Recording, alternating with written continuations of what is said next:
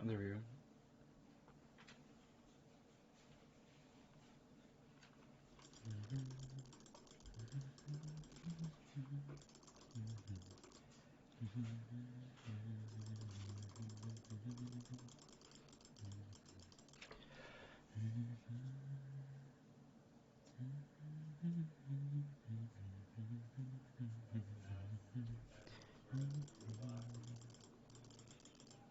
Yes, Kitty.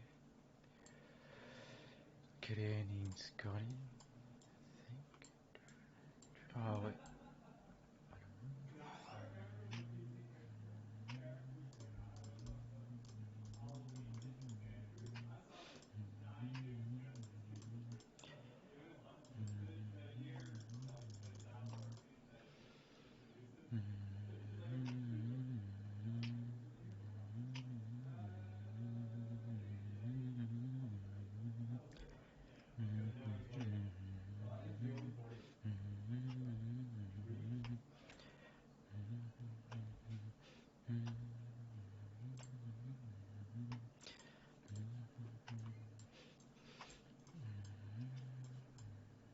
I think I'm missing something. I should have left the spell weaver.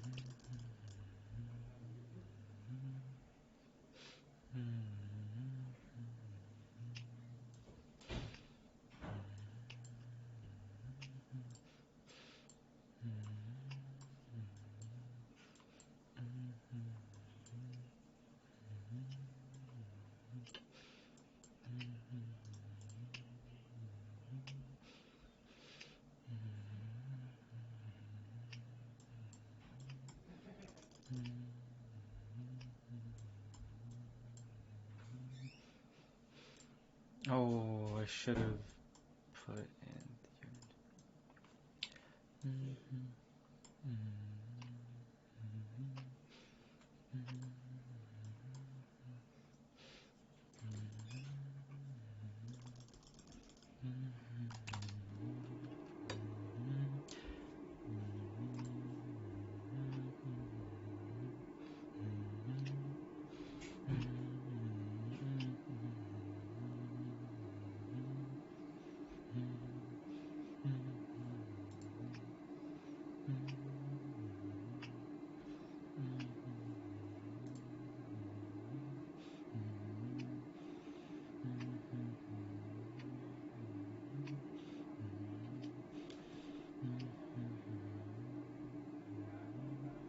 Huh? What? Hold on. What is unit?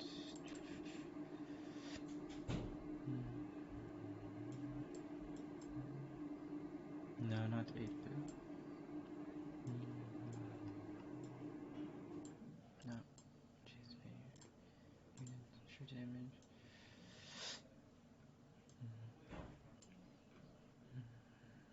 Tony Nami. Might need the front lag. Damage. And just grab the cannon just in case. Oh, for the super fan. So I'm picking up cannon 1 for the guardian.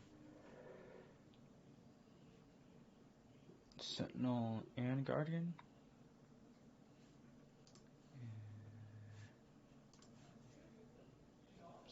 Two sentinel. The guardians require 2.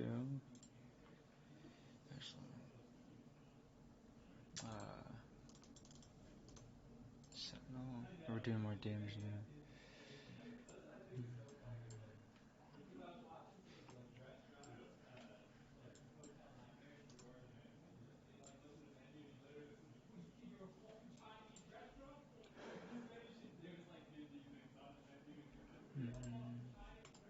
Oh.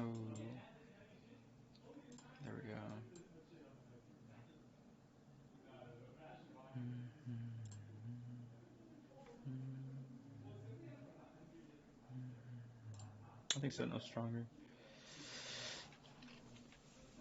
No offense to country or diver, but it's like just in case you need to.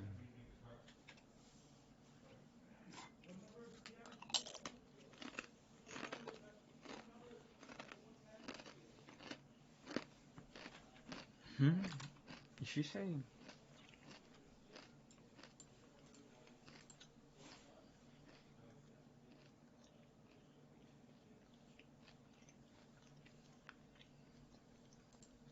Why does someone type they don't like Malka? Interesting. I like Malka. It's a good champion. It's a very powerful champion. Actually, Malka is a. Oh, I see.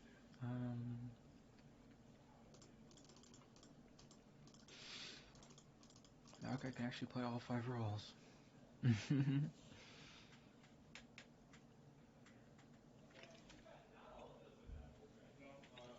I can play Malka as a carry. As an APC in the mid lane or bot lane.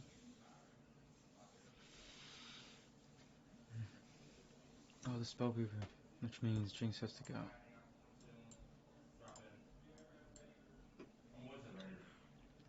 Oh, the hyper pop. Yeah. Making sure I got the right shoes on because everything might look the same right now. Oh yes, this one feels like mine. I just wanted his hybrid damage. Yeah. Because mine are wide.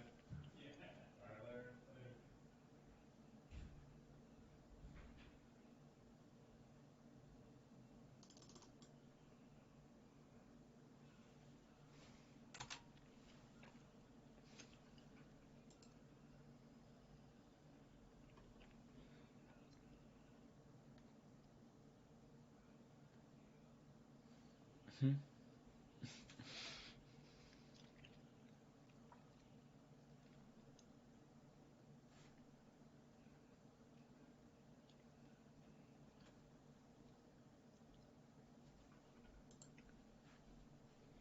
True damage rapid fire.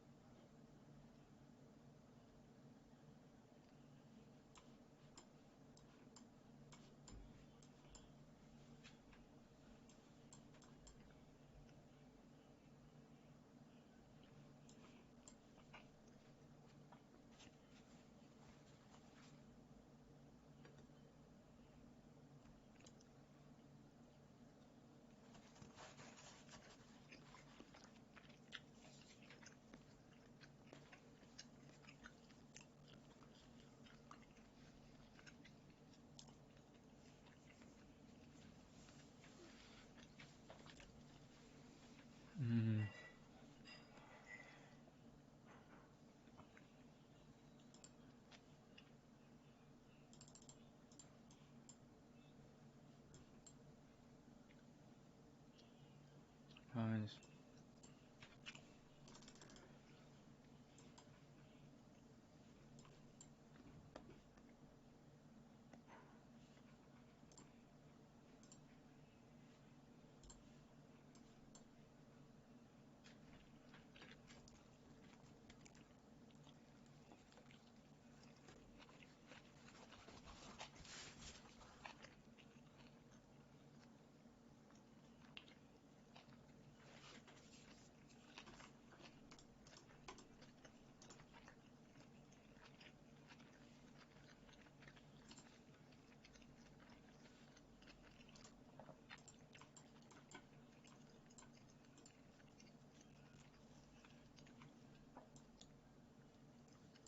I can use the spear. No. She can use it. Seraphine can use it.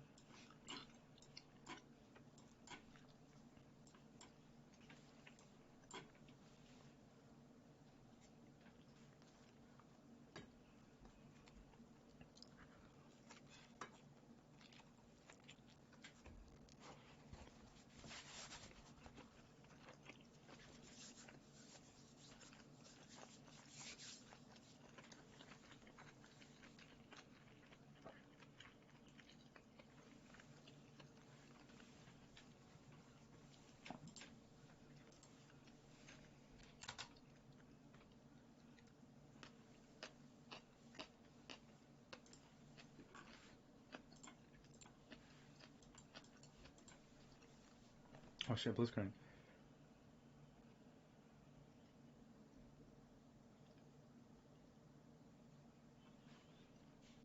Still understand?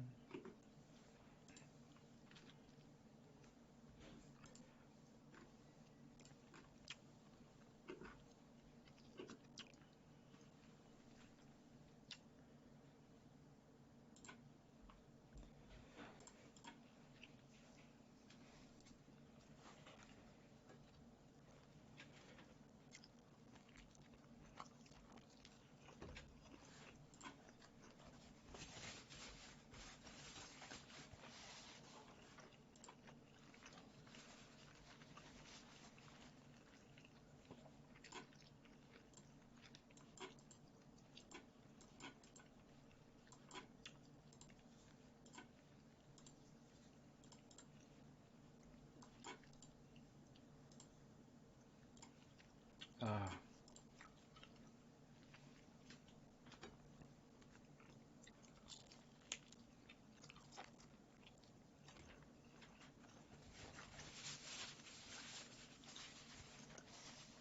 Oh, this is how you're supposed to play TFT.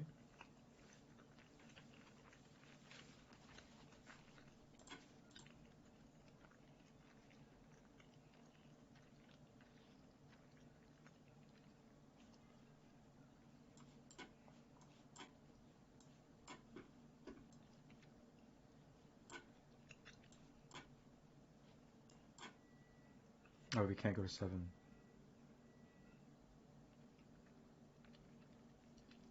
We're at 6 because of the... There we go. Whew. Didn't want to mess that up.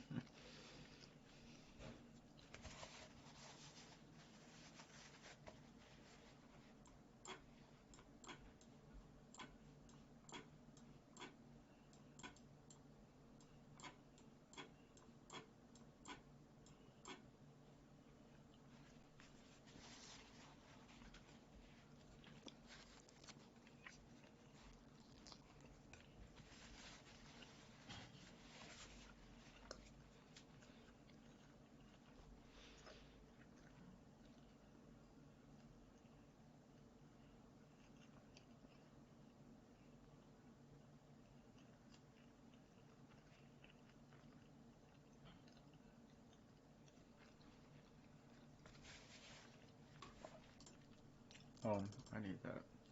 Sorry. My apologies.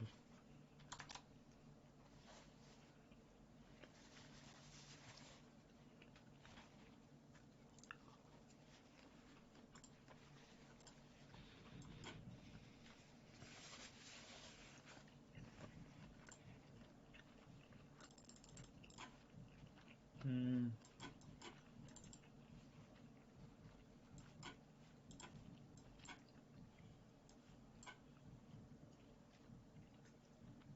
Well, it's probably just... Yeah, I was gonna say... Oh, sorry. It's just, where she needs to go up over there. Wait, what? Let's go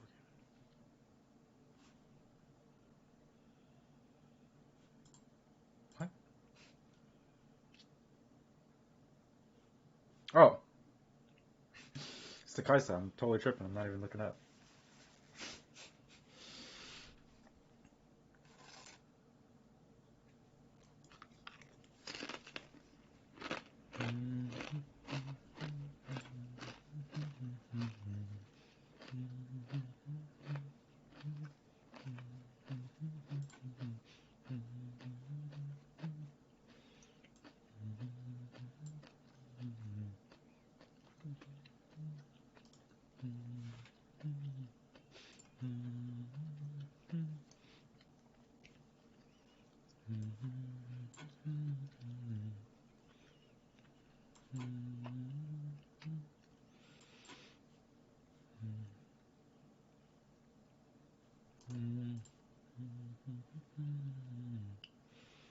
Yeah, let's do it.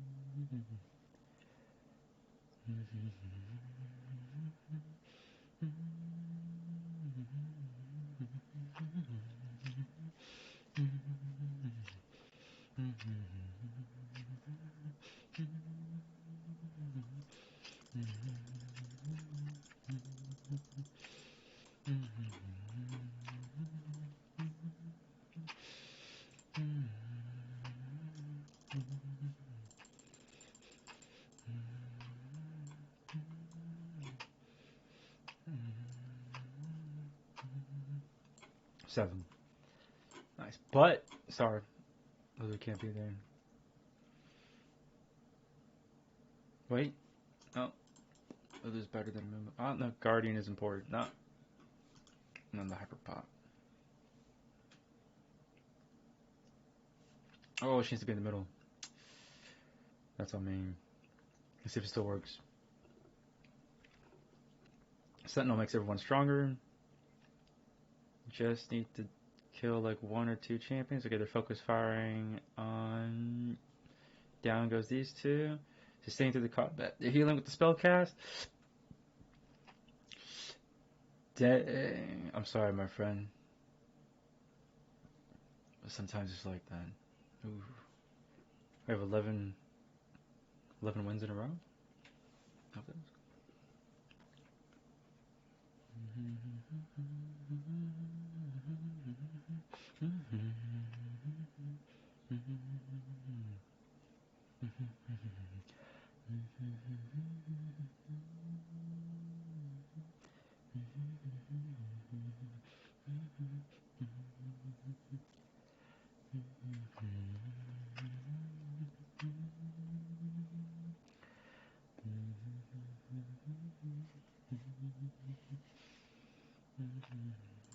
Oh, ran out of time.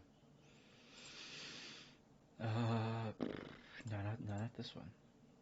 Not this one. Bada boom.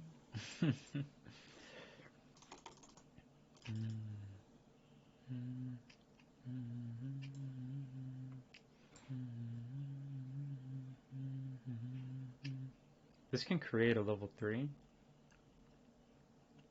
Just this by itself. These 2 are so powerful. They can turn 3 cost into a level 3. Nico. If I can... I'm right in the perfect spot to find more Nikos. I'm not taking them. Oh, you have to take Thresh. Sorry, you just got replaced. You have to take Thresh. But I'm in the perfect position to find Nico. Sentinel Blitzcrank stronger. Damn. He's already the 8 cost. There's no room. Well, but then we lose the Hyperpop. But then we gain Guardian. Oh. Alawi? You have to take it. I was like, what was I, blind? Oh, there's the level, well, almost level 3. I guess it's level 3 Echo, because there's no need to wait.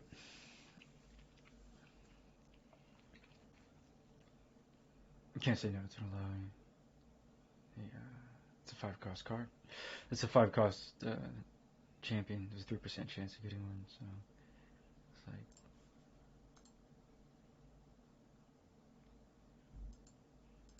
And because I'm higher level, it just increased the percentage odds to find one. There's a second version. Someone has to take the Alawi. And one, she has a Giant's belt too. Someone's gonna take it.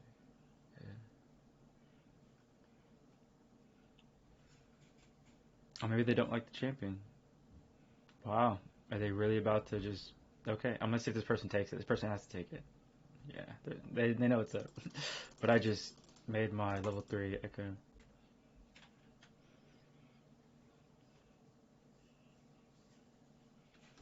And there's another Thresh. Well, not yet, my bad, but damn near close enough. Someone has to go. Sorry.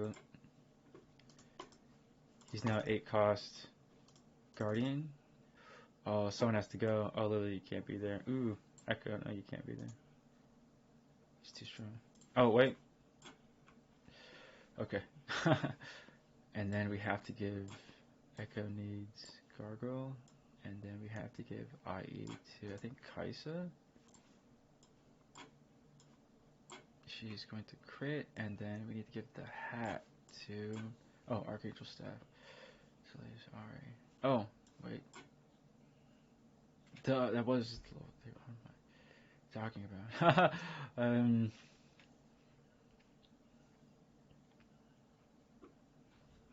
Cool, 14 wins in a row.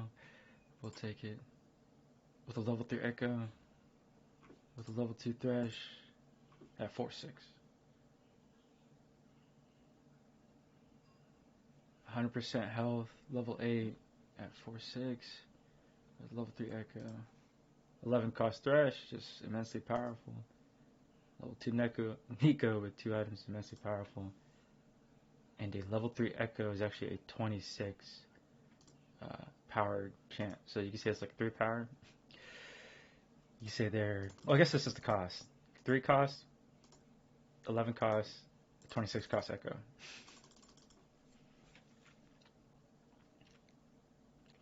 And he gets a golden shield. They should allow League of Legends to get to level 26. People will be like, what? I don't like... You know what League of Legends can do? They can increase the inventory instead of 6 items to 8 items. So League of Legends can increase the inventory for all champions to 8 items. Hell, increase the inventory to all champions by 10 items. And then increase the level of the game to level 26. And when characters hit level 26, they turn golden.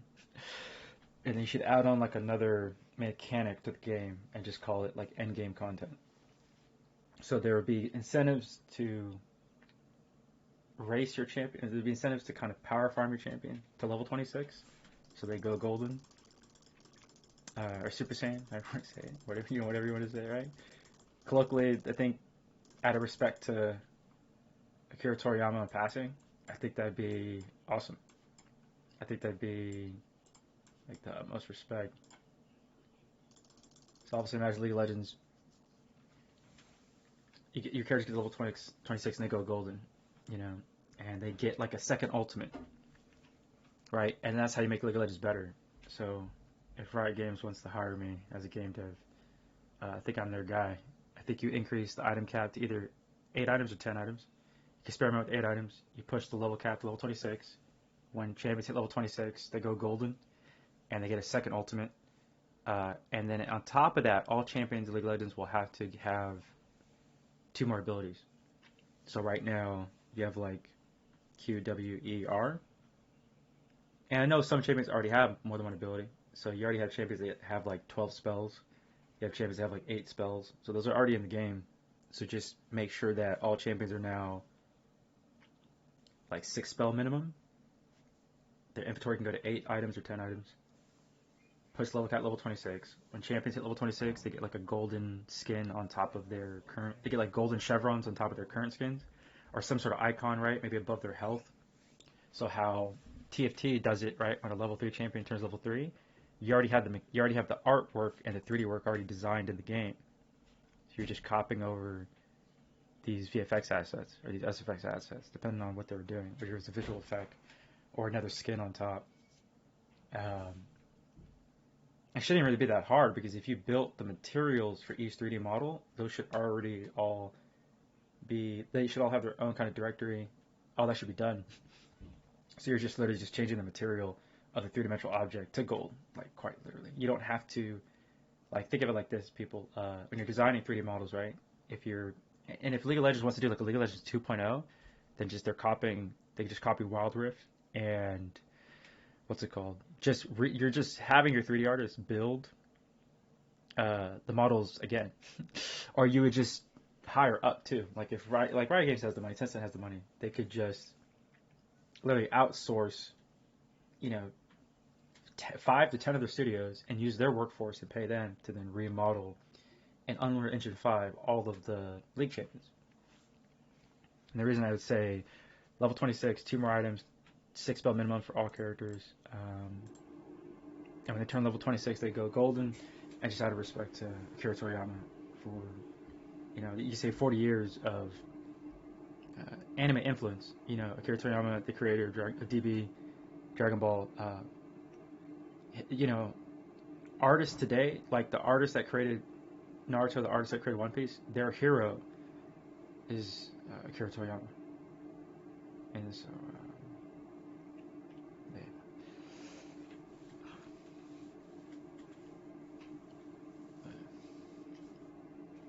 I always thought the next collaboration for League of Legends would be to incorporate other IP characters into the League universe. It's already, like, even the Rift itself is already different, right? There's already a Runeterra universe, characters already thriving in it, but ultimately, even the idea of 5-on-5 combat with the random champions from League is definitely strange, right? So, because that's already strange, then League of Legends, I would hypothetically say, would be the next that would be to incorporate other IP characters into their game. So, like, I don't know, you could bring in other type of characters from other kind of like even if you had some sort of collaboration. Well, what is it? Maybe Disney with their characters. Then all of a sudden, it's more of a good collaboration. Just Disney and Tencent. And all of a sudden you can bring in different kind of characters, and they would end up being in League of Legends. But not in League of Legends, my bad, because League of Legends already has their own kind of fluff and universe. It's really only when you're on the Rift that you're not really in Runeterra. You're not in League of Legends. Remember, League of Legends, I guess. Yeah, I guess. But they're not called Legends. They're called Champions. So, should it be called League of Champions? Has anyone ever not thought about that? Like, I thought that was interesting. They classify everything as champions, but then it's called League of Legends. I never put two and two together. Like, unless at one point they were called Legends or something. I guess they wanted LOL. They wanted that acronym versus LOC, like LOC, League of Champions. It's probably someone already owns the IP to LOC or something like that, League of Champions or something like that.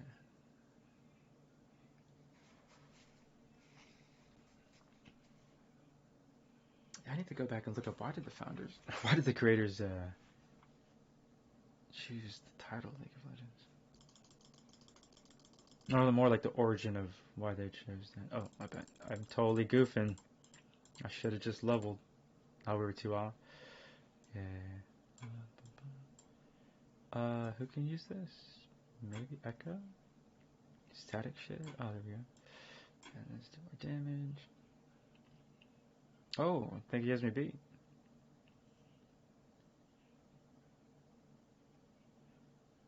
Yeah, he has me beat. Nice. Well played, well played. But I should have leveled. I should have leveled to 9. Would have had another unit. Can't streams. Someone doesn't have to be here. Maybe Lillian has to go. The KDA is somewhat faltering, right? Oh, we don't have a Kaisa. Oh. That's my fault. Aren't these ranged attacks? Yes.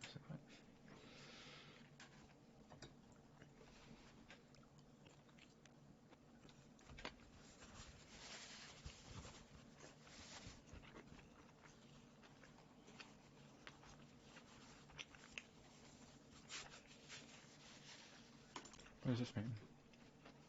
Oh.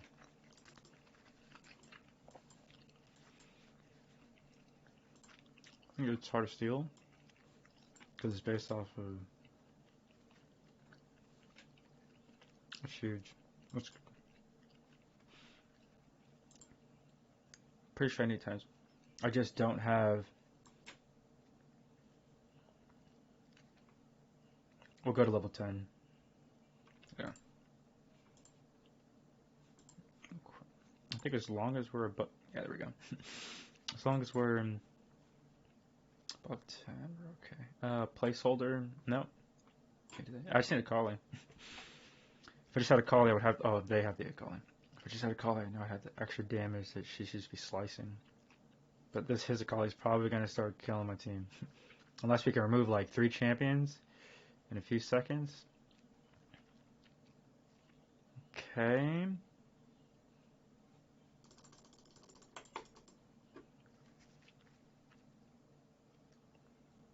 One's team, I think, focus fire is a collie that's bouncing around.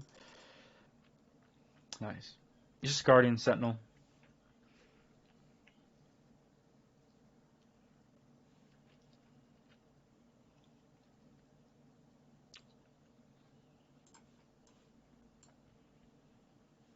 You know, just in case. Let me. Nope. Nope.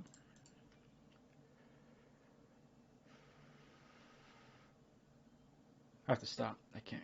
Actually, I might need to. Yeah. Actually, since we're going to go to 10, I need to make sure this is back at 40. Titan Resolve.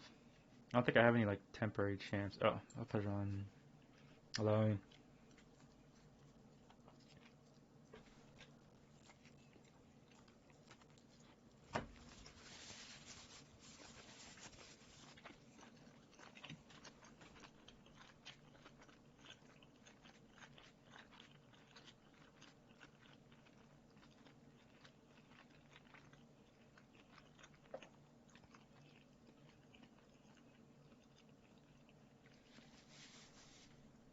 Well, hit level 10.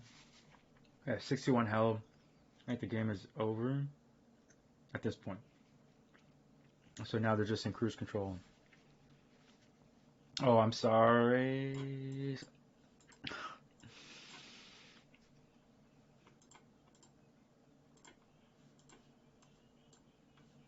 Crazy, fam. Crazy. Cold world. Ah, okay. Oh, wait. Yeah. Crazy.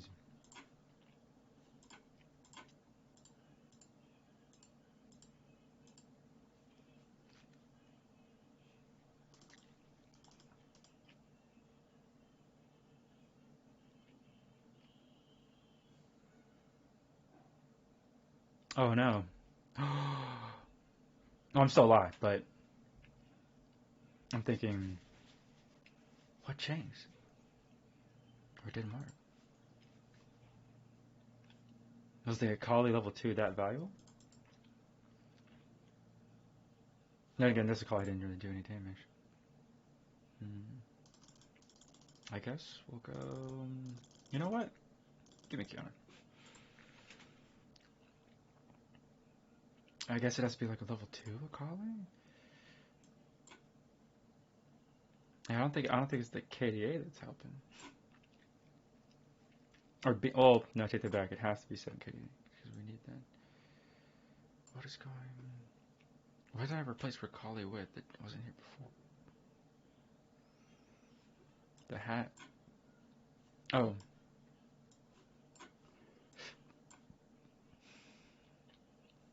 Oh, does she need to be here? Oh no, she needs to be on the tile. Don't tell me. Did I click off? Oh, okay. She needs to be on the tile.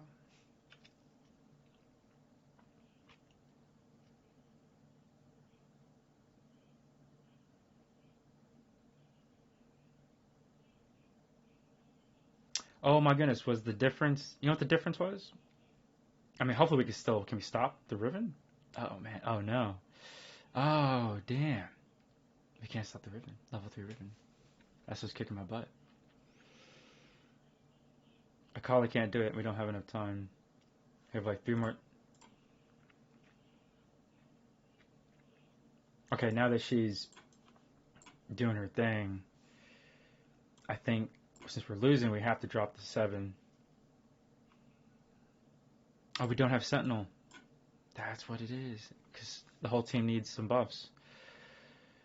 That's what it comes down to. It's not here. That's what it was. Oh, but I could have just. No, no, no. Yeah, yeah. Oh, yeah, yeah. I should have just. In order to have this. Yeah, that's fine.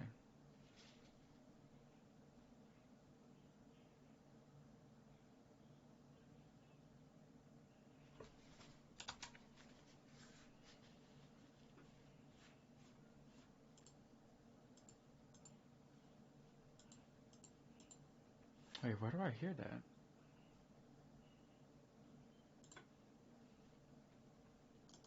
Wait, am I in? Am I in a Discord?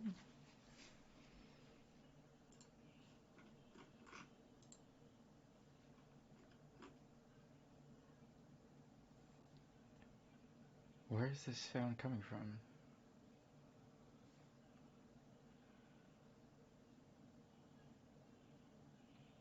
What am I connected to?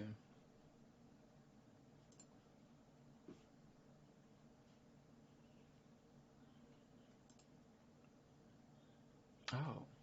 Oh. It was the front page. Oh.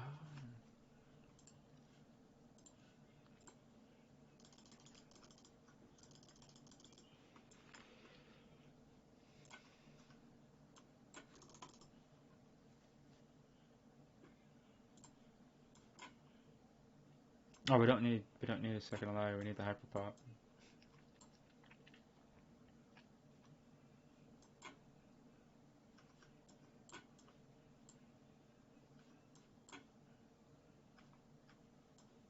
The better sentinel units.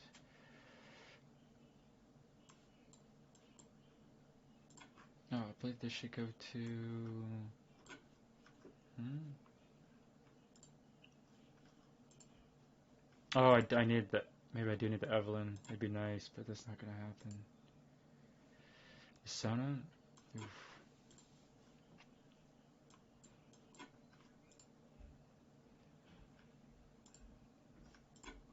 Oh yeah, we have to put her in now. She's way too strong. It's the 14 cost unit.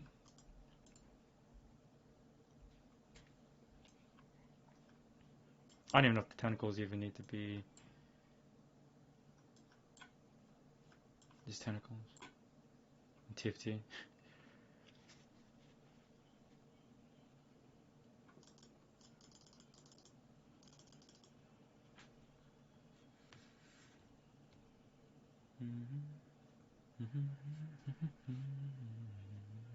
Oh, I lost. GG. He had a level 3. What the heck? He had a level 3 5 cost unit. Jesus, man. What the hell is that? That's unreal. That's unreal, dude. That's disgusting, dude. He had the level 3 York. God.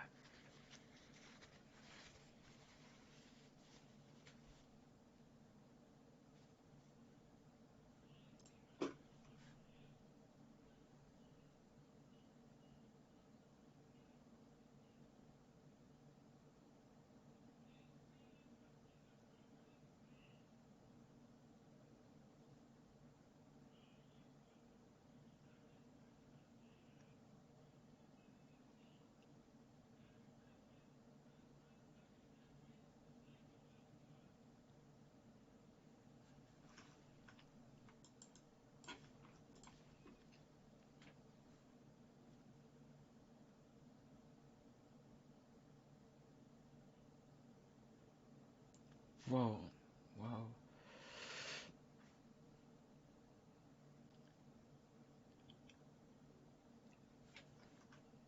That's COVID. That's COVID. And she's dehydrated. Her body, when your lips, in my humble opinion, when your lips are that cracked and the skin starts to break and bleed, is in your body's in a dangerous dehydration position. And her head is probably hurting. So she's hitting the top of her head. But that's not how that works. Next, she needs like Vicks vapor rub. It's basically the menthol, so then they can try and slow down. But she does need the Vicks vapor rub. And then probably Ricola, in my humble opinion. Ricola cough drops. It's all natural herbal remedy that is quite powerful. It has the right type of kind of rare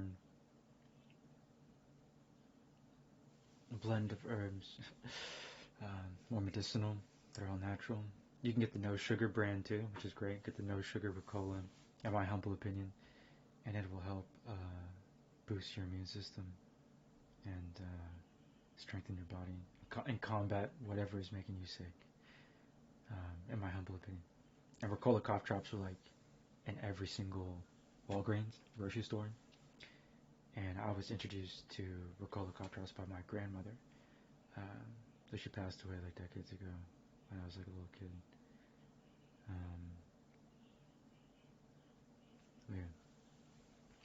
If you want some other, then you need to go to a grocery store. Should be plenty of lemons available, and you need a fresh lemon because the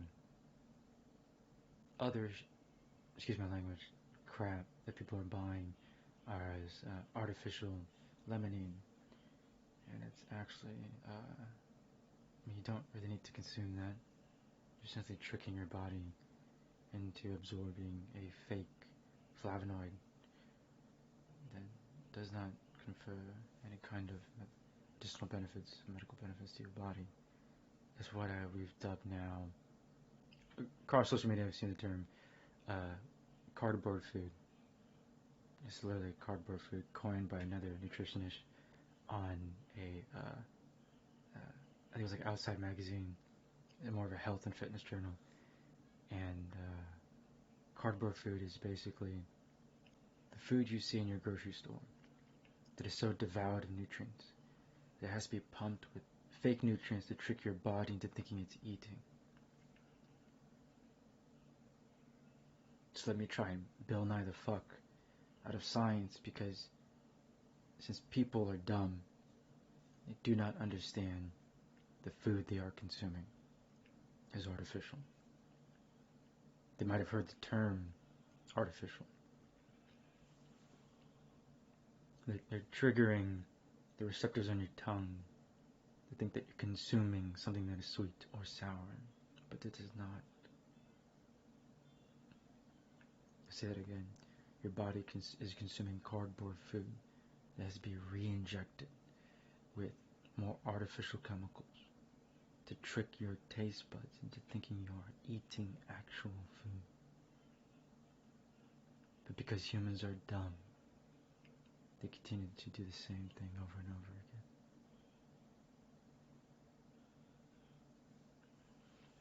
So, the most valuable skill people need to learn is how to cook, how to feed themselves.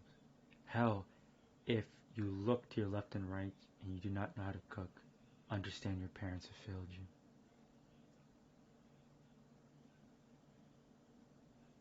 I'll say that in a not so slight way.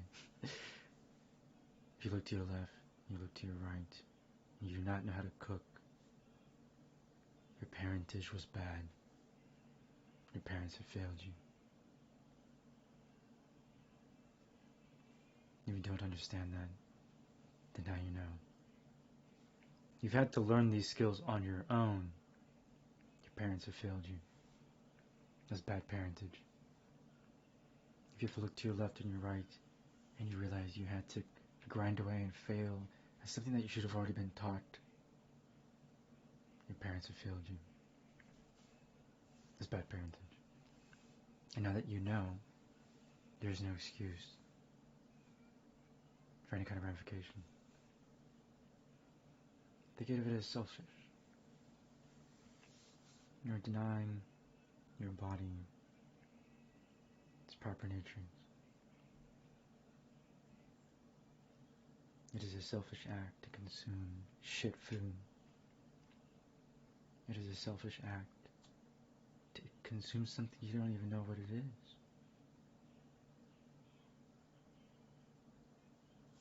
But now that you know there are no ramifications, it is incumbent upon yourself to understand the world around you. Because if you lollygag or stumble through life, it is that in turn a selfish act. To knowingly disregard the very existence of life around you and to stumble around ignorant is a selfish act.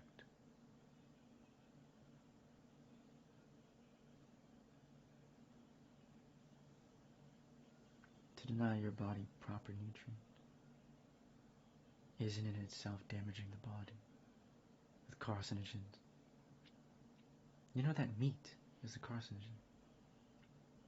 Collectively, holistically, mathematically, and medically.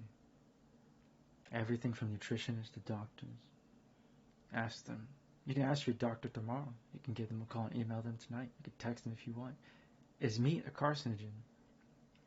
And the doctor's going to hesitate. His response is going to take a couple minutes. Because he's going to realize he's losing clients. Every single doctor, every single physician is going to hesitate to give you the proper information because they want to keep you fucked up. They want to keep you as a client.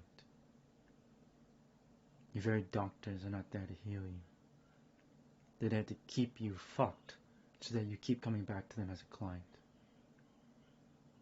I'll say this in the most not so eloquent fucking way. Your physicians and your fucking doctors are not there to heal you. They're to keep you fucked so you keep coming back to them as clients. Because the moment you're healed, they don't need you. They're not getting paid. They're not getting paid absorbent fees off of your death. The doctors that make millions of dollars have your lives in your hand. With one swift pen stroke, they can take away your life. People are like, what? If a child is admitted to a hospital and the parent says they are mentally unstable, the doctor at the stroke of a pen can take full control of that child's life. They called it an executive decision. And I sat here when I saw that, I was like, get the fuck out of here. I was like, what right do these adults have to control the lives of this girl who is in most ways, I'm coming from 6 years Air Force law enforcement. My investigation skills are going off. When I see a criminal in front of me, my investigation skills are going off. I immediately started discerning in my humble professional fucking opinion that the child of the daughter was in danger. The way she acted from her mother was as if her mother was evil incarnate itself. And the mother made this drastic move. Basically say her daughter was suicidal and acting up. And the doctor, at the stroke of a pen, then takes full control of her life by saying it's an executive decision. This teenager, this girl, all these red flags are going off. Like the mother's fucking evil. And she just did something that was incredibly powerful and evil. From how the daughter is like a beaten puppy walking away from a violent owner.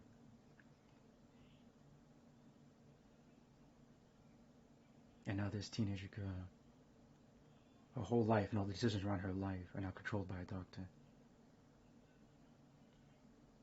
Incredibly dangerous. And no humans should have that right to dictate, control the life of another human like that.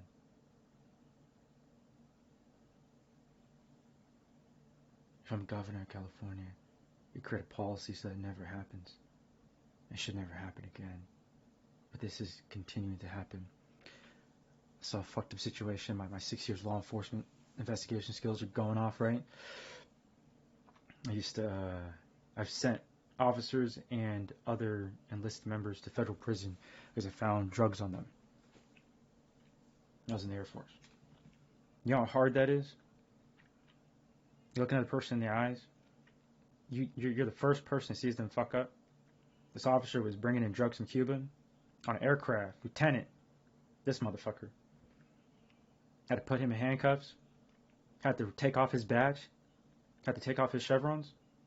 The moment you lose those, you're fucked. I don't think any of y'all understand. From a military perspective, right, you earn your stripes.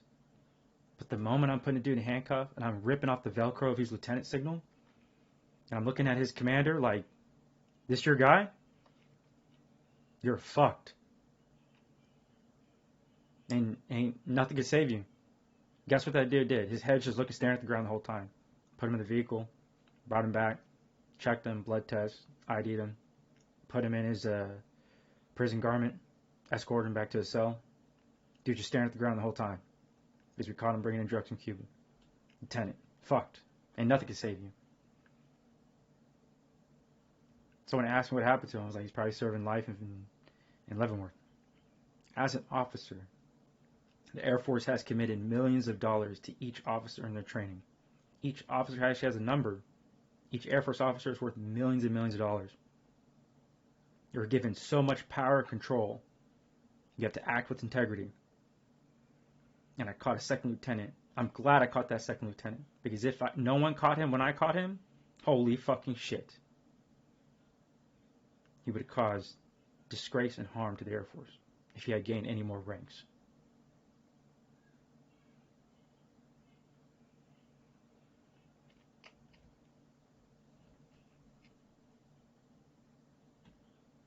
But because you're an officer, and when you mess up as a military federal officer, the punishments are more drastic.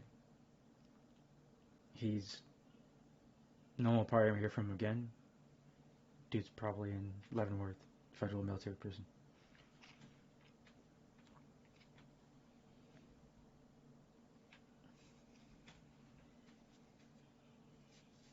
But it has to be, the punishments have to be harsher. Because you're an Air Force officer. You have too much power and control. And when they fuck up, they do a lot of fucking damage. They have information to certain kind of intel. They have information to tens of millions of dollars of contracts, moving everything, from supplies to weapons to resources. A lot of fucking power. There's checks and balances everywhere, but sometimes, at least a few times a year, I'm constantly reading, and it's always good that we're catching them, but it's bad that they're in, but we catch dirtbags that are officers and enlisted.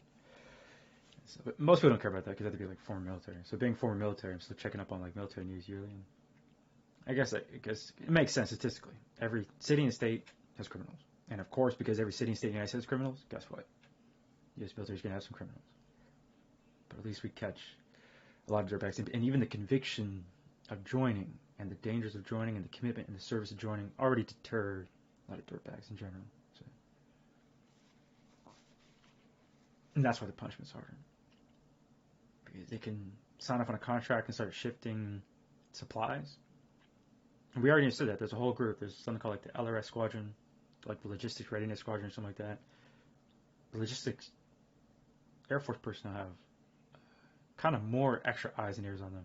More cameras, more sensors, more checkout process because they're the ones writing the contracts to bring in any kind of supplies.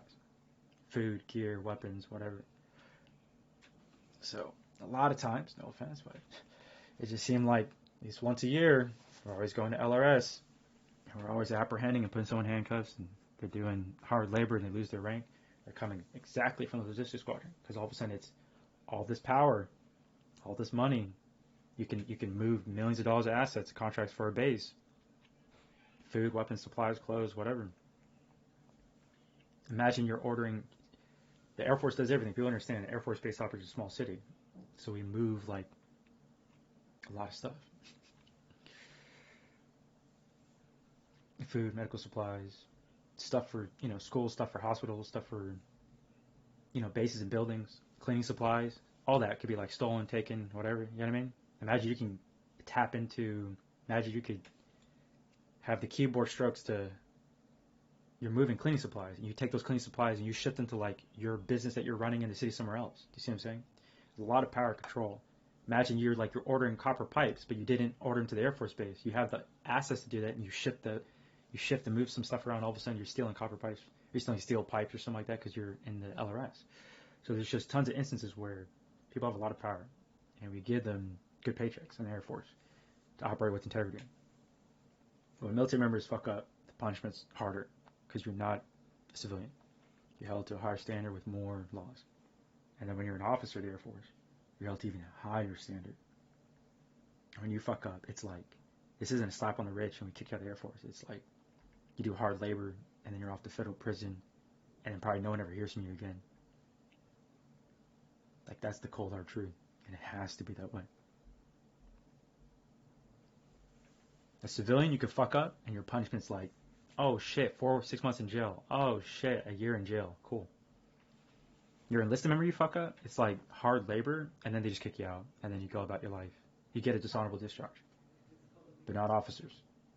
When officers fuck up, you'll never see or hear a dishonorable officer on the streets of the United States. Does that make more sense for people to understand? You'll find enlisted members, right, that are like, dishonorable discharge, kicked out. You run into a lot of enlisted members of the military that were dishonorably discharged. You do some hard labor, serve your time, and then they kick you out, and you lose some benefits. But I guarantee you'll never see a dishonorable officer on the streets. Because the punishment has to be higher. They're held to a higher standard.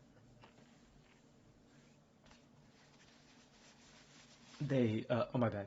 For people that don't understand the military, speaking for posterity and to the void, officers are in charge of hundreds of thousands of personnel. They're given so much power that the punishment has to be 10 times harder. So, like, when I saw the news of this one general in the Air Force fuck up, I immediately thought of, every single assignment, his position, his subordinates are all going to be investigated. Like, people don't understand. If a general, when any kind of officer fucks up, it's not just them. It's all of a sudden, everyone underneath their command is then investigated. That's why it stresses everybody out. And rightfully so, because those that were closest to him allowed whatever kind of criminal activity was occurring. I'll give you a prime example. General in the Air Force was in Vegas, broke into another woman's house and was stealing her underwear. Just dumb, stupid shit. Little Air Force general in Vegas, breaking into another woman's house, stealing her underwear. That dude loses all his rank and disappears. I mean, well, my bad. He's off to federal prison, and then no one ever hears from him again. But ultimately now, guess what? Everyone underneath his kind of command tree has to be investigated. So then all those families, all those people, all your lives get pried open because the dude above you that was your boss fucked up. And then we're trying to find out, from an investigation standpoint, Air Force side, we have to find out, okay, how did this criminal even exist at this highest rank? That's people to understand. Stress out whole base, stress out the whole unit. People don't get to go on vacations. If your commanding officer is being investigated, say for a squadron or unit, all of a sudden everyone underneath him, like everything, your life goes to a standstill. Not too long. Give them like 2 weeks.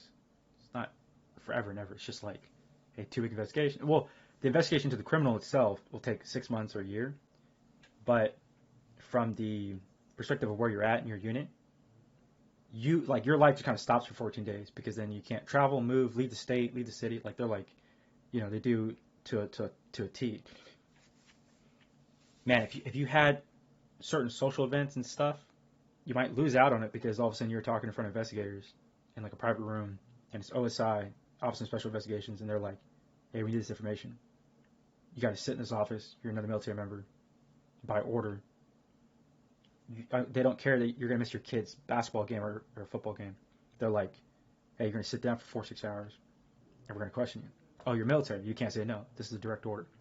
So they're going to be higher officers and or also commanded within the UCMJ. Like when your unit or your people, so you lose out on that. There's a lot of pressure to family. It's not their fault that some general above them fucked up, but all of a sudden the ramifications affect everybody. And rightfully so, because we have to get to the bottom. But it does disrupt a lot of people's lives, causing stress and whatnot. Man.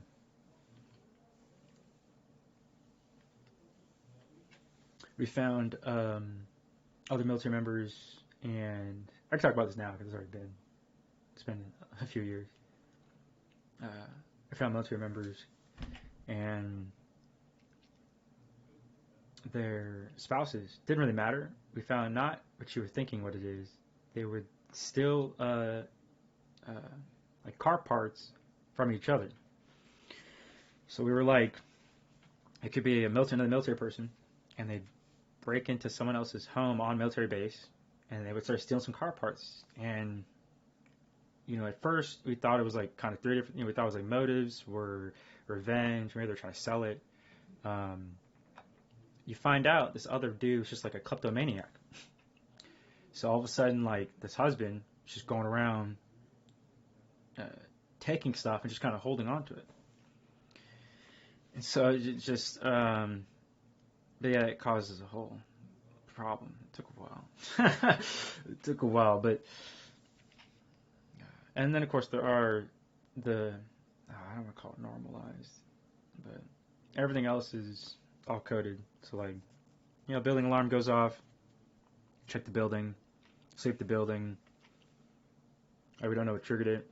Sometimes we just think technology is getting old. That's what I kept trying to tell my people. There'd be time like, hey, building alarm's going off, and then we rush over, 3 cars, right? Or 3 cop cars, 3 military officer cars, there's 6 of us. There's always 2 persons to a vehicle. You always have your wing person with you. And so 3, Air Force cop cars roll up. There's 6 of us, flashlights out, guns out, and then we're sweeping the building as quick as we can. It's literally flashlight out, gun light out. Well, gun light out is just like your gun's out, your lights out. So you're just like gun lights out. You're just running. You're moving and running, and we're sweeping. It could be a building, a comm building. At night, like for a prime example, it could be like everyone's done for the day. It's 11:30 at night, and like the comms building goes off, and we know that the comms personnel left at 5 o'clock. Everything's locked down. So then we surround the building. We're like, no one should be in the building, and then it's flashlights and guns out. We have our comms on, and we're sweeping the exterior. We lock it down, and then we start checking each of the doors, and we're checking all the windows for seals, and we're just kind of staying out of view. And then once we get the clear, then we have a commander show up. The commander shows up. He's like, all right, alarm went off in the building. No one's in the building. No one should be in the building. He's like, and then my commander will usually check with the comms squadron. They'll make contact with all their people. And they're like, none of their personnel should be in the building. And they're like, none of people are in the building. Then all of a sudden we're like, a few minutes go by, we have everything locked down. We have everyone looking at all 4 sides of the building. And we all have our corners positioned. And then we go in. So we already know the only thing we have is our commander made contact. There's no comms people in the building. The alarm went off. Comms building is very important. Communication building it's comms building. Duh. And then we're all going in from different angles in twos. Because you always have your wing person with you. You should always have your wing person with you. Basically, we always move in units of 2. And so then, because the reason you do that is so you always have your flank covered. One person covers the point, the 12, and someone covers your 6, your backside. And then you slowly move through the building. Because what we know is there's no damage, there's no shots fired. It's just an alarm went off in the building. So then, exterior is secure, and then we're going in. And there's already other officers on the outside. Our commanding officer is usually on the outside with his commanding vehicle. And then we'll either have fire department or EMT standby in case someone does get injured or wounded, then they're ready to respond. So fire department is sitting off 300 meters. Commander sitting off 200 meters in his vehicle in a defensive position. 6 of us are in the building, like checking, like just slowly moving through. And we're checking our corners. And you're moving like stealthy and slow. And we're keeping your light low to the ground so the bounce light doesn't bounce too much. You can also diffuse your light too by pointing it at yourself. So that's another trick too. So your flashlight, usually it's your flashlight and your weapon, and you're trying to stabilize your shot with your hands. Or you turn, how can I just have napkins in my hand. I do not have a flashlight on me. Oh, this is an Obi belt. So imagine the flashlight, you can just turn it towards yourself. You can turn it towards yourself, and you're bouncing and diffusing the light a little bit lower. You can put the flashlight, if your flashlight's like this, you're a little more stable. You're a little more stable. You can have your elbows in. You're a little more stable. But the flashlight, my bad, I don't have an actual flashlight. I have a belt. If the flashlight's flashlighting, right? The light's shooting. You can just point it towards yourself and then put it towards your chest. And then the diffuse of the light won't ricochet too much off anything, and you'll still be able to see. You can either go into the shoulder, or you're moving into the position here, or you're like here, you're like here, you're like here, you're like here, you're like here, you're like here, you're like here, you're like here. You can even have your flashlight pointed back into your leg, and it diffuses the light. It creates just enough lumens around your body to where you can see. And enough vision of the lumens are bouncing off into your eyes so that you can see forward. And so that's how you move. We call that like your light sound discipline. There's like Air Force movement and all that. If your light is out, you're illuminating everything. So your lumens are hitting everything. So the moment you turn your lumens towards yourself, you bounce off just enough to where your eyes retract and hit it, and then it ricochets out from your eyes and you can see.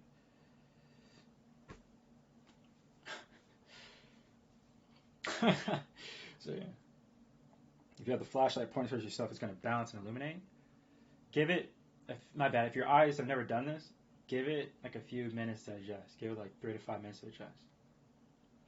And you'll notice this too, if you're out in kind of the darkness, what you're supposed to do is you're supposed to close your eyes you can do 20 or 30 seconds in the darkness, and then you open your eyes, and your eyes are going to readjust to the very low light particles that already exist from the stars that are bouncing off everything, and then you can see in the dark.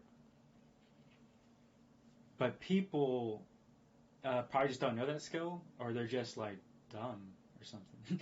So if it is completely black, okay, check this out. If you like, how can I explain to people? I'm driving on I-40, right? It's just the starlight. There's nothing else. I'm taking a path back from Kansas to California, cutting across. And if you go through I-40 to New Mexico, it's pretty quiet, but very scenic and beautiful because this is my people. This is more Native American kind of country, or Native American land when you travel through northern New Mexico. And it's very scenic and beautiful because they built their cities with the environment and not bulldozing the environment like most 18th century Europeans do, or maybe everyone's kind of did that. Not everyone's really kind of done that, but maybe they come from Europeans. Bad architect design. They'll bulldoze through the land instead of like just building on top of the land. So in terms of Native American culture, if I was to pass on anything, it's like you would notice that the very rivers and the curvature and bends and movement of the earth is how we would position and place our people. We didn't decide, damn, bro, we hate this fucking mountain. Let's just bulldoze it. Like, dude, what? You feel me? You see it here in the Bay Area. They see the mountains. They're not building on top of the land. They're just like, in the Bay Area, they're like, fuck that mountain, bro. And they're just like destroying the mountains. It's disgusting. Destroying the ecosystems, the environment, the habitats. The very air quality goes down. Less greenery, less vegetation. Surface air temperature actually increases. So, but yeah, that's the fucked up part. Any kind of American knowledge I could pass along. The Japanese do this well too, and that's because they're it's old lessons that were already passed down for 10,000 years.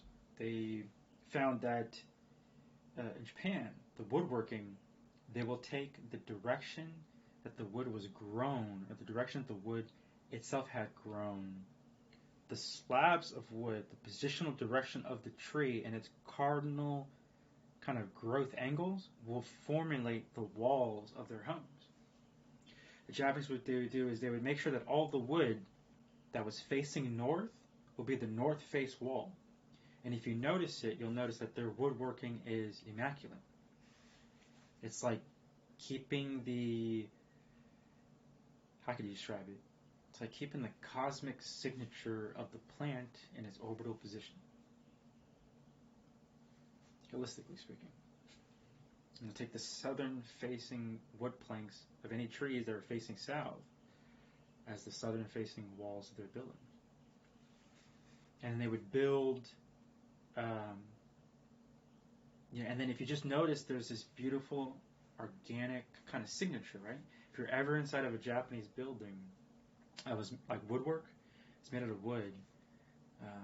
There is something very cozy and homely that kind of occurs. And I think it has to do with, it's like the biosignature of the plant itself. It's a plant. It's the wood itself is a plant. It's a hardened condensed cell, but it's a plant. And because, check this out, the condition could be aromatic. They talk about, right, if you're like in an oak home or an old oak home, the home's going to kind of smell, but it's going to have a nice kind of earthy smell. Well, that's because the little walls and flooring and roof is all oak. But check this out. The cell itself that formulates the plant growth matter is a protective cell.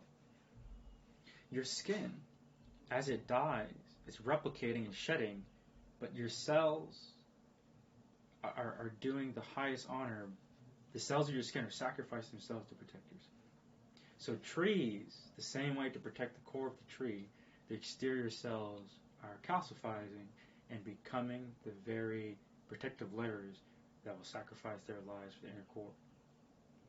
So when you're in the Japanese home, you're seeing the steward guardianship of cells that have protected a plant for hundreds and hundreds of years. And then in that environment, you feel at home. You feel calm and cool and collected. You feel cozy and warm. In my humble freaking opinion.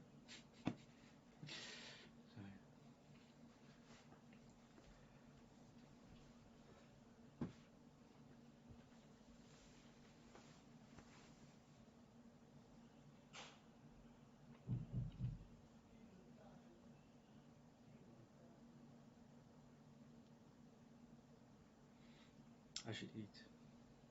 It's cold. This room is cold. Actually, I understand why this room is cold. It's bad insulation. Architecturally speaking.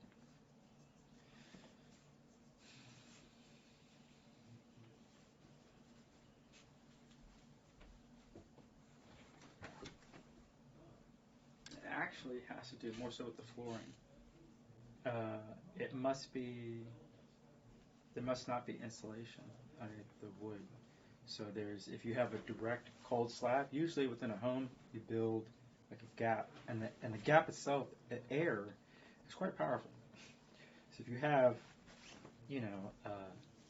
at least a 10-inch gap, right? At least that's enough air pocket to create enough surface space where it acts as a wall, like a buffer against the cold. And what's great with air? You know what air does? It's going to redirect circulating cold upon itself, and it collapses and recombines. And so you usually probably want either a thicker wood that's more dense, it doesn't allow the transfer of cold or heat. It can kind of retain it or stop it, and that's where it's coming from. So you really need hardwood flooring, okay, in my humble freaking opinion, hardwood flooring, because guess what hardwood flooring does? They're very resistant to fire. Okay, if it's very resistant to fire, you can also deduce it's very resistant to the cold. That's why you would want to build your homes out of oak or any kind of redwood, because they're anti-fire. They literally do not burn, quite freaking literally. So oak wood and redwood are somewhat considered impervious to heat. Well, if it's impervious to heat, that means those properties of the cell walls or the organic matter of plants that would benefit us in the creation of more material sciences. But humans are stupid. So there's that part too. And with it, theoretically speaking, because trees can live for hundreds of years, there is the byproduct production capability, percentage capability that we can then splice the genes of redwoods and do some really cool shit. Oh, I'm sorry. Fuck jellyfish. My bad. My bad. No, but fuck jellyfish, bro. Fuck out of here. Fucking jellyfish, man. Goddamn worst creatures on the planet. Fucking jellyfish. Dude. I don't know. You know how John Oliver hates bears? Bro. Oh, excuse my fucking language. I'm sorry. No, I should not be sorry. I have to explain to people why jellyfish fucking suck. Jellyfish are some soul-sucking monsters of the ocean, bro. Fuck jellyfish, bro. They have no brains, dude. Jellyfish have no fucking brains. They're soul-sucking fucking sea monsters that eat everything. Worst case scenario, humans die by jellyfish by swimming out in the Mexican Ocean. Nasty way to fucking die. Incredulous way to fucking die. Jellyfish, no brains, soul-sucking fucking monsters of the ocean. Humans die each year because a swarm of jellyfish will hit their legs. Your legs all become paralyzed and you sink. You're swimming off the Mexican coast. A swarm of jellyfish come floating by. They just attach to your leg just to attach because they have no brains. They don't know. They're dumb. And then you realize you can't swim anymore because then both your legs go numb. And then you sink. So fuck jellyfish. They're soul-sucking monsters of the ocean. And those are only the small ones that can float along the currents to the coastline. There are jellyfish that are like massive. And luckily enough, there's also fish who have developed immunity to the paralyzing effect of jellyfish. There's certain breeds of fish that can float in around and essentially steal the food of jellyfish. Now, if you notice jellyfish, if they do catch something, they're pulling it into its like mouth, face, gut, and then it just surrounds the creature, whatever thing it just ate. Soul-sucking tentacle monsters of the fucking ocean. Fucking jellyfish. They have no brains. So fucking, bro. Fucking jellyfish. They're not mammals. They're not fucking mammals. Like fucking A. At least well, birds aren't mammals, birds are carrions. Yeah, at least dogs and cats fucking cry and sing and protect their young and their warm-blooded helix DNA fucking creatures. The funny part is that dogs and cats are actually talking to us constantly, but we don't understand dogs and cats. That's another problem of the 21st century. People are like, what? The problem is sentient creatures are talking in their language. You just don't understand what they're saying. So, like, your other sentient creatures here on Earth is your dog and your cat, and, like, the whale, like the bird. They're just speaking a different language. But they're alive and moving and living their life. Just humans are interrupting their life. Fuck, the animal kingdom, as it worked out, they're laughing at us. Dude, elephants are like, you know what elephants say to each other? Elephants are probably like, they're like, man, life's pretty good. They're the biggest, baddest motherfuckers on the earth. Ain't no one fucks with elephants, bro. You know why you don't fuck with elephants? I'll tell you a story. Some dude in Thailand, like, stole a baby elephant from like a mother. You know what happened? Like 3 years later, the dude, her elephant and her tribe found his house, killed him, crushed his whole house in his cars, and walked away, and no one could stop him. I'll tell you, that's funny as fuck. That's a damn good mom, too. Some douchebag poacher in Thailand stole, like, this massive elephant, mother her child, right? 3 years later, she finds the dude's house, stomps him to death, destroys his house, her herd destroys his car, and they walk the fuck off, and no one can stop him. You know how big an elephant is? Okay, so the moment I saw elephants do that, and humans ain't gonna do shit, because it's a fucking elephant, I'm like, humans should probably stop and think, do elephants live longer than humans? Oh, shit, they do. So the creatures who are mammals, who live longer than humans, who are bigger and stronger, don't give a fuck what humans think. Because they already have life figured out. They make babies, they eat food, they live with the herd. And they sleep, and they actually sing, and they play. and they joke and they gesture and they pull pranks on each other. Elephants are highly sentient and highly intelligent, and their brains are massive, and they are most likely smarter than humans. But humans are stupid. Your cat and dog has a brain, has blood flowing through its veins, has a helix DNA. Cats and dogs sing, cry, cheer, joy, yelp, quiver, fear, condone, love, play, sleep, lazy. Cats talk back, dogs talk back. They're just speaking a different language.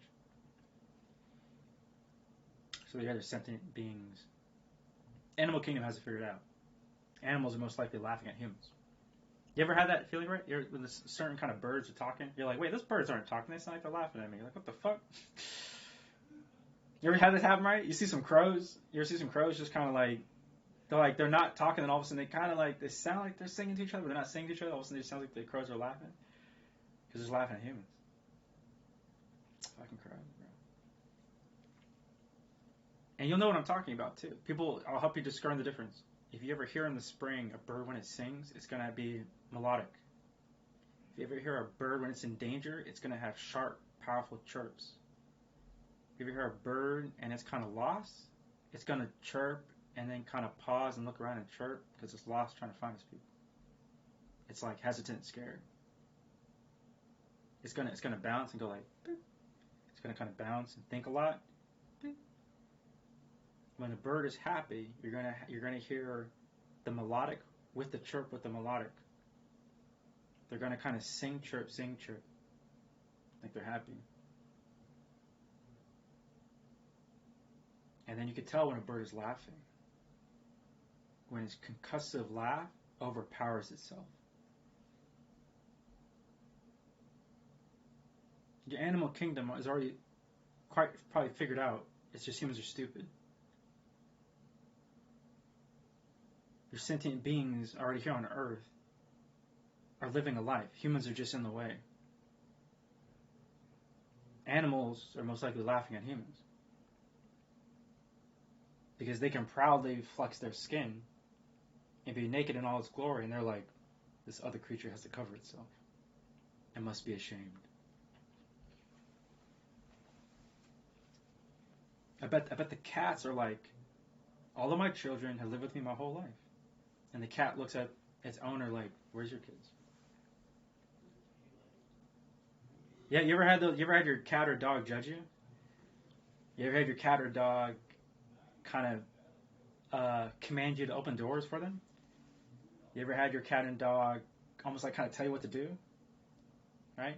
You ever had a cat and dog kind of guide you around a house? You ever had a cat and dog ever... The cat and dogs are everything. They'll sleep for you. They'll cry for you. They'll help nurture you. You ever seen a cat and a dog act like a mother or father figure? They're like, okay, puny human. They're like, okay, owner. And they're like kind of, condoling you. You ever had a cat and dog kind of console you? You ever had a cat and dog kind of like, he'll look at you, kind of nod like he's listening? You ever had a cat and dog give you the like, man, I'm hungry look? You ever had a cat and dog give you the stare at you like, what'd you just do? Cat and dogs are already communicating. They're speaking their language. Check this out. You go into Google, you'll see images of other animals of different species walking together. How do you think they're communicating? You'll see an image, check this out, of like a house dog and like a cougar. It'll be like a California mountain cougar and like a house dog walking together. How do you think they're communicating? Now, what you saw are two predators that saw each other as equals. The mountain lion and the cougar was like, I could probably kill you, but you'd probably bite my neck. And the dog's probably like, you could probably swipe at me, but I'm taking off your neck. And then all of a sudden, those two predators are just talking side by side because they realize they eat the same thing and they both kill each other. And they're like, and they both just started walking side by side. You'll see an image of a cat and a skunk. Why is it you'll see an image of a cat or a skunk? Because skunks are actually another type of predator that kind of eat everything. And then there are some predators that are too territorial, like a bobcat, more of a feral cat that just kind of fights everything. But traditionally, you would see a mountain lion and a dog kind of be combative because of their species. Naturally, usually you see a cat and a dog be combative. That's just because in their animal kingdom, there's probably been more so on the dog side. I bet in the animal kingdom kind of history, I bet dogs have always kind of beaten up on cats. And so, and then now, you know what's funny? I see on Instagram, you always see like a image of a cat, like, you know, like kind of winning. Like you kind of see like a dog that doesn't want to keep fighting against the cat. And the cat just kind of, and the cat's always smaller too. It's pretty funny. That's pretty funny. But definitely faster. Yeah. Cats definitely. I think cats are so fast they can take out snakes. You ever seen that? Cats. If people were wondering why, if you're in the desert, why you wanted cats, they're like, cats make excellent, like almost like guard dogs. Cats make better, you know, sensors to a house. Cats will fight insects. They'll eat insects too. Cats will eat insects, eat roaches for you. You'll never know. The unsung heroes. Cats will, if ever like a roach got in your house, your cat will eat that roach and kind of do the silent deed as like the FBI. And the cat's like, I just saved this house, man. This owner has no clue. You know what I mean? Like cats, they love that secret shit. They put GoPro cameras on cats and like follow them around. There's a whole YouTube channel on it. They put like cameras on the cats and see where they go. Cats have their own life and ecosystem, a whole economy and politics. This cat wandered off and met up with like 50 to 100 other cats. And then there came a time where they were all together like talking. And it was like different couples of cats were like talking. And then all of a sudden they all like scattered. They all went back to their respective homes. That was organized. That was a meeting. That was the protest on Tuesdays for the cats. You know what I mean? Like, they're communicating their own language. They're living their own lives. In the same camera, you saw the cats eventually all scattered. Anywhere between 70 to 100 of them kind of got together. They're all talking and mingling, and then the street cats, then they all separated. They were organized. It was Tuesday. They're doing their thing. Fun YouTube channel. But people get enamored by like, oh, this cat looks so pretty. Oh, this cat looks so pretty. Oh, this cat looks so pretty. This cat looks so pretty. But in reality, it goes back to animal kingdom's already kind of has it figured out. They eat, sleep, have more kids, but they're relaxed. The animal kingdom has it figured out because they're not stressed about taxes. They're not stressed about the currency. Their animal kingdom is they make families, they make bigger families, they make friends, and they kind of have life figured out. So if you ever wonder why animals are kind of judging humans, the animal is just kind of just chillaxing. And then the human's just like stressed the fuck out. And the cat's probably like talking to other cats like, I don't know why my owner's so stressed out all the time. Because their whole life, like cats, their whole life is just like chillaxing. For like 10 years or whatever, 15 years, cats just chillaxing. And the cats, all the cats are probably talking to the other cats like, bro, I can't tell you why my owner is so stressed out. I don't know, man. And they're just like, what are you doing tomorrow? Like, go chase a squirrel. Like, yeah. And then the cats meet back up together. They go chase that squirrel. And then they come back to their respective homes. Our house cat Mara does that. She'll take off. She'll meet up with like a gang. There's a gang of 3 or other cats. They all show up and they take off together as friends. Literally, there's like 2 other cats show up. And then they go chase squirrels.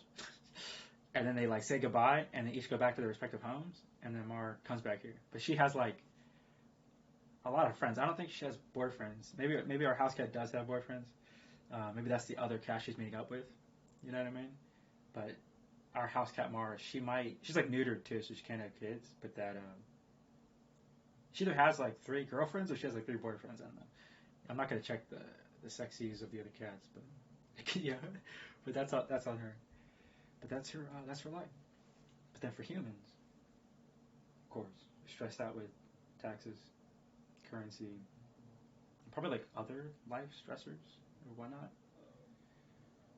But yeah, I would ultimately say if you ever do see animals kind of give you this like weird stare, or animals kind of look at you like you're crazy, or animals kind of laugh at you like if birds might laugh at you, don't be surprised because they're just everything in the animal kingdom is just like chillaxing, and they look over at humans like, the hell is that dude stressed out for?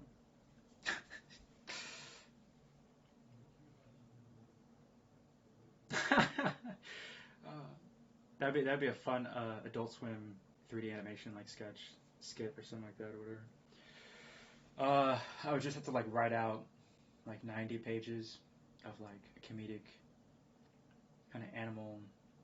Oh my bad. I don't want to use the Mid-Journey AI, but to speed up the process, I could type or say what I type or record what I say back into type speech, and then have an AI like just generate like 3D animated videos of exactly what I'm saying, which is like really weird.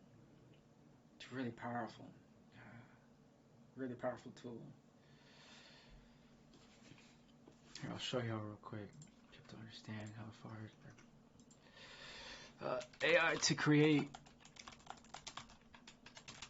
animated videos.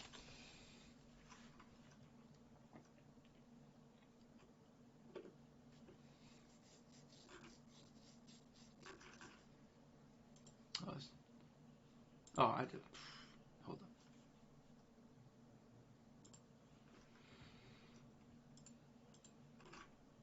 And what you're seeing now is like probably teenagers and everyone in their 20s shifting their whole careers by the millions to go into like AI art is probably what you're going to see.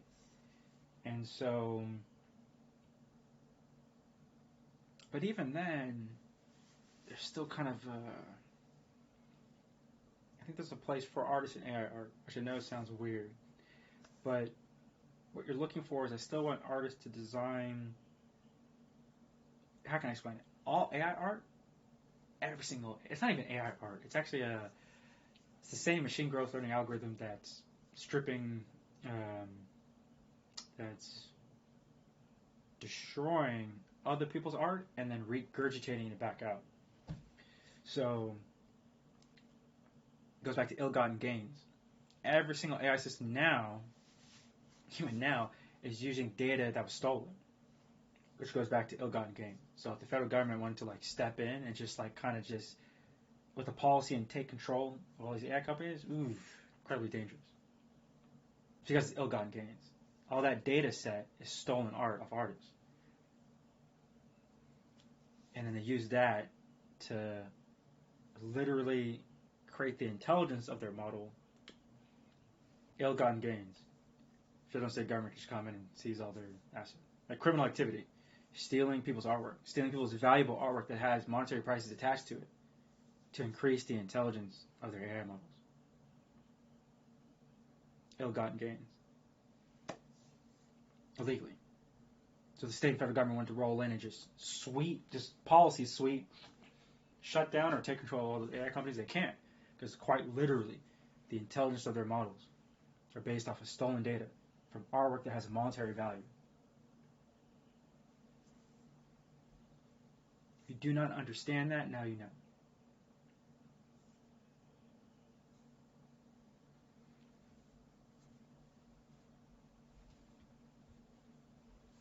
The thing AI and art can go side by side because they're going to have to. There's going to be policies to kind of control both. There's already policies for traditional artwork that's already in place. There's copyright, state and federal level, mainly under copyright laws and like intellectual properties and IP laws and all that too. A lot of IP laws written by lawyers. And like when and how you can create art on what devices for a company computer, all kind of written out and in the same jargon that they always use. But you'll need AI art, traditional art side by side because there's still going to be times where you want the visual direction from the director. The director's kind of vision or the producer's vision is still the kind of signature style what the movie or film or meeting or video game or TV series or online series is going to look like. And so that is still necessary. The artist, their kind of look and signature. And then on top of that, you're still going to want the creativity that comes from people humans to produce a much more cleaner image faster. And what I mean by that is, even now, 99% of all AI art has a shit ton of imperfections.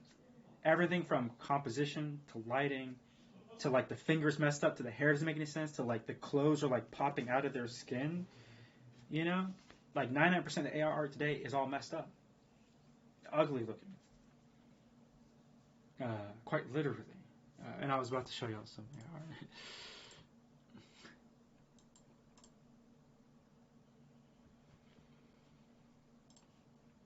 Oh, I know. This is 6 months ago, and people are gonna look at this like, oh, this looks amazing. Like, bro, this lamb has like way too many legs, my guy.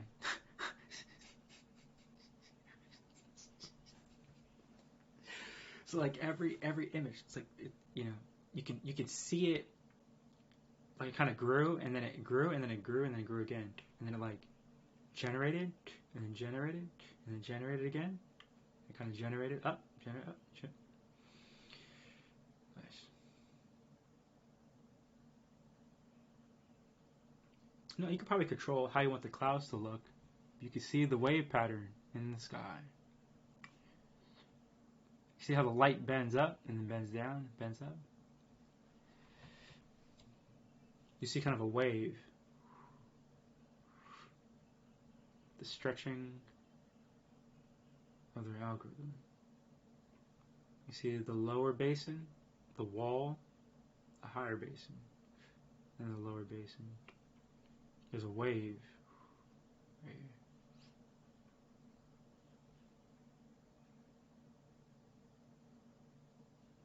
Even how the algorithm messed up. You see this car with the silhouette?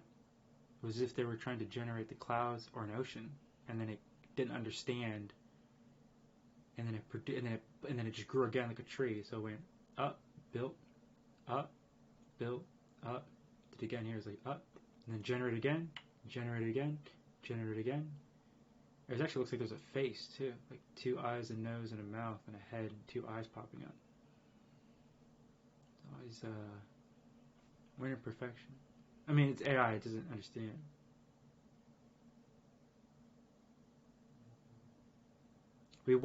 Check this out. We wanted buildings that look like people live in them, not buildings that look like they're abandoned. These 2 buildings look like buildings that are abandoned, not buildings that people live in. Even the roof architecture, the proper ergonomic, doesn't make any sense. See how it's kind of canted? This looks like it's falling forward. The roof is canted. It's sort of funny. This lamb has like too many legs. There's too many legs. There's all these imperfections. This is like the fish isn't falling back into the backdrop. It's like focused on the foreground. You have this image where as if it's it doesn't quite have it. It's all these imperfections with AI. Yeah. Still images can kind of okayish. I love how even the cart is like not on the road because it doesn't understand like storytelling and narratives. Now the cart is on the side of the road, changes the story. It's like as if the characters are stopped on the side of the road. Even just the obscene AI art does not understand geometry. The obscenity of this is very fantasy and childlike.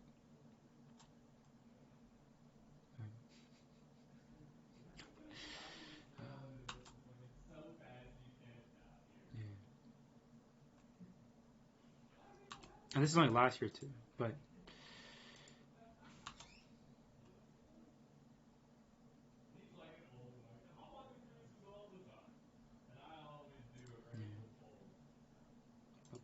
The first thing I do on a cruise is count the amount of black people on it. oh, what did you say?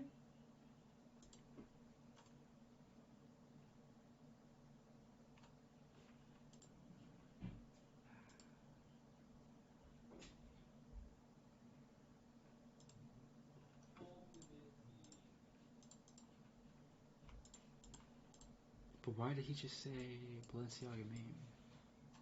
Say it again. Say it again.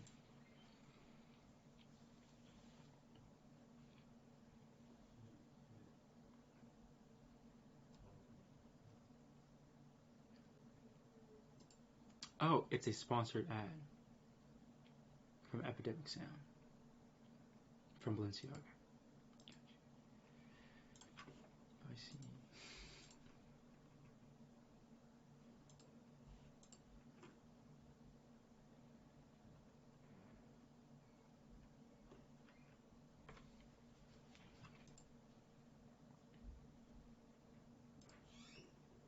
Oh, but side note to everyone, like it's not AI.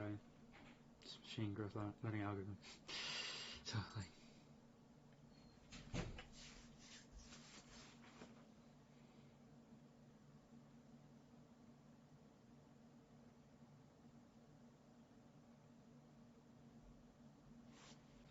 Bro, I'm sorry, man, but the artwork of like the messed up eyes is like too creepy.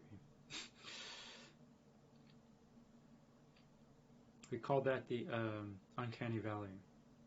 When something was supposed to be realistic, but like isn't realistic, and then distorts, and then doesn't. The messed up eyes are like really weird, like the skin shaking, incredibly more so like nightmare material. Bro, the character, their eyes are sinking in like a black hole, like it's tunneling or it's spinning,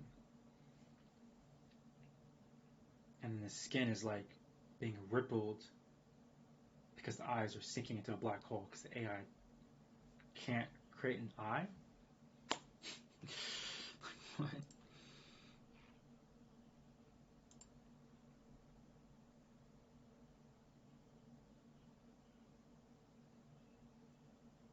Oh, I see what he did.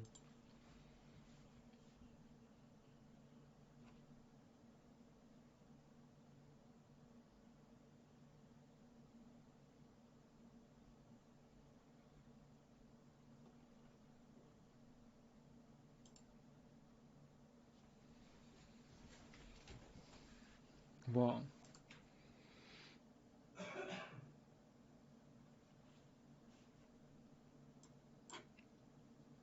oh, to create a 3D animated movie.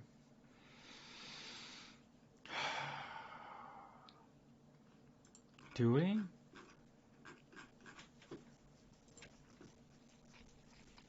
Oh, okay, let's give it a whirl. Let's give it a whirl. Let's take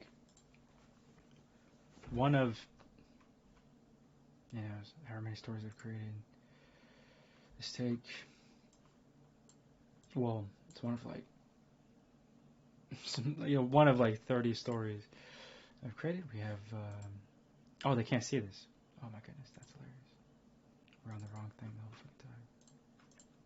That's hilarious.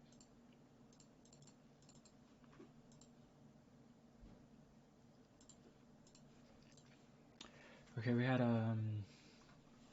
where's my word count? Hold up. Bro, I swear it turns off every time. I should still only be 3,000 words. Basically, 3,000 words. Short script, but it's not long enough. It's only 16 pages. And so, but I might reach out to some some instructors that retired from my university that were good. They were good professors, good instructors. I'll probably reach out to a few of the retired kind of writing instructors that I still know and that I'm in contact with, and I should definitely pay them for their effort or time. If I wanted their opinion on this kind of sci-fi story. And so I have like 3 instructors come to mind that I will, reach out to them. I'll try to make contact with Elizabeth Hill. Oh, I probably shouldn't have their name there. I should be okay. That should be okay. That should be okay.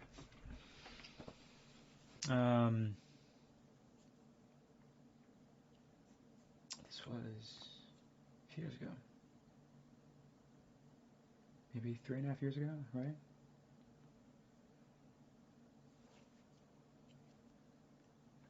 ish. Yeah, like 3.5 years ago. Less than 3.5 years. Like 3 years, 5 months or something like that. 3 years, 3 months?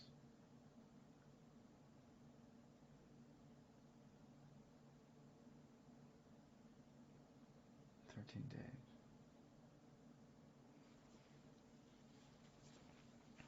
Oh. Yeah, the premium. What did I click that didn't have this? Can they see this? Oh, okay, okay.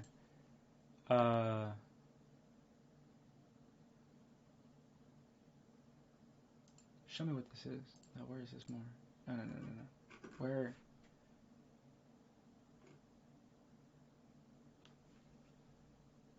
A missing serial comma may cause ambiguity.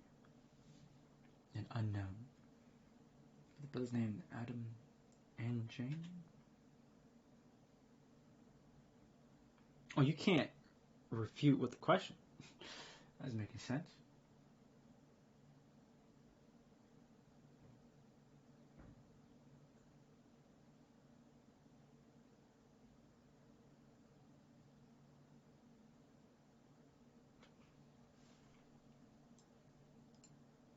It's actually not that complex. Can people see this?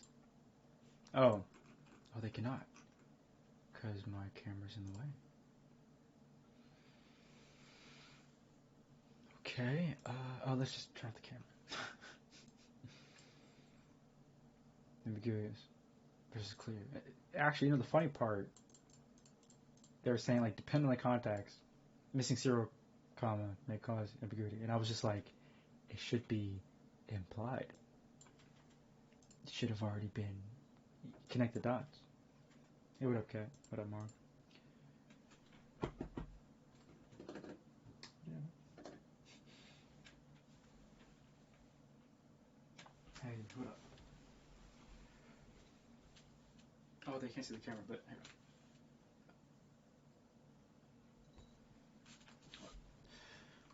Let me turn on the camera for the cat.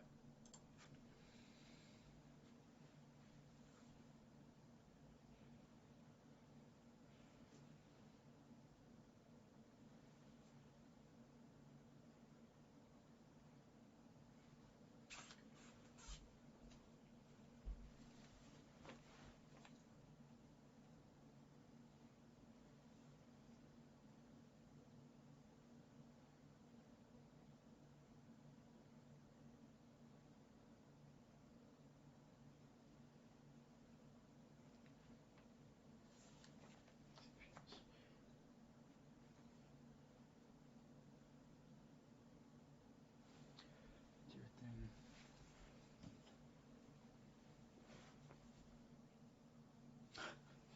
Oh my god. This is Mara?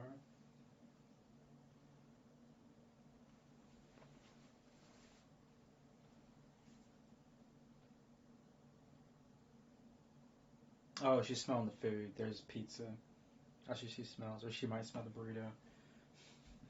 She's looking around, curious.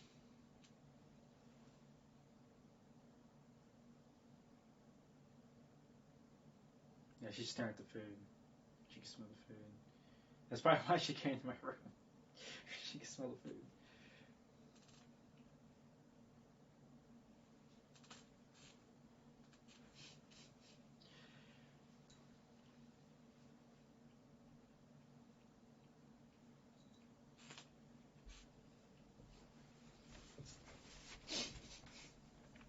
Silly cat.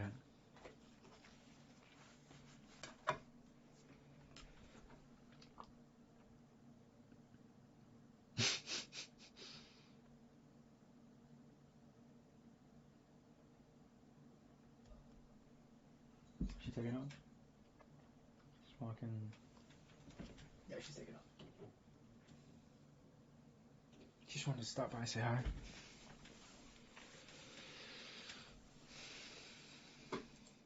Wait, ending of Tuesday. So TFT, ranked win, and then just talk about something. Call it live.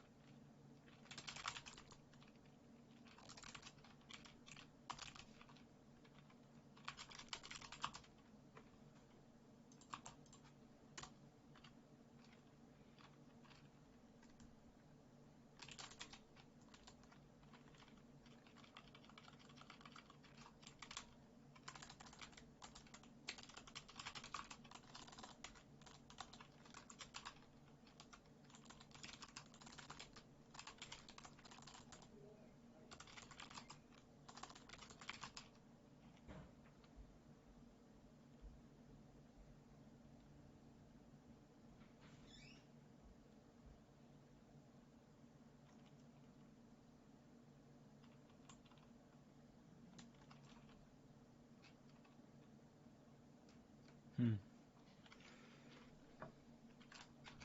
Oh, what was it?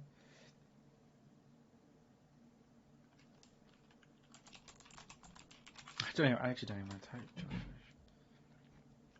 Disdain for jellyfish. No, that's too much. I'll just put it on. And then, or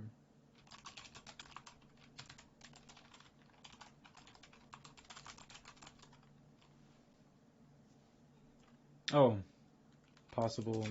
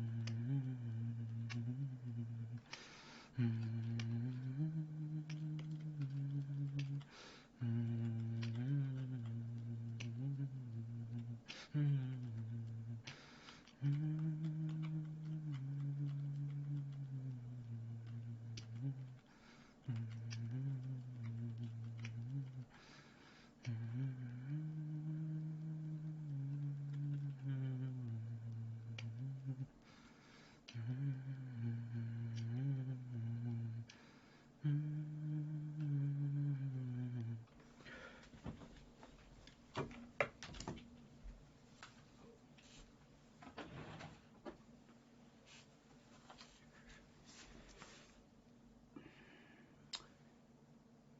wanted to eat this food, but also should get some tea. We're gonna do something a little weird. We're going to take one of my 30 plus stories and let's throw it into how to create a 3D animated movie with AI, and let's just kind of see what happens. Because I'm pretty sure I can take the 16 pages it had. Oh, this isn't written enough. I really need to get to 90 pages. I went 30 pages for the first arc. Actually, this is enough for a pilot episode. Fuck everything else. Because you have 90 pages, you can stretch that into one movie. You're just doubling the content.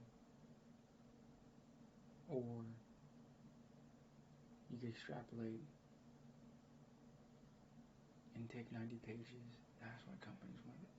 This is why studios want 90 pages. Is so that they can take the work and just kind of every other sentence 200% increase the content of it and then turn it to a movie. This is why they want a 90-page script, and you sell it to them, and you can make like good money. You can make. People are saying you make like $14,000, but that's like too low end. You should really like, quadruple that.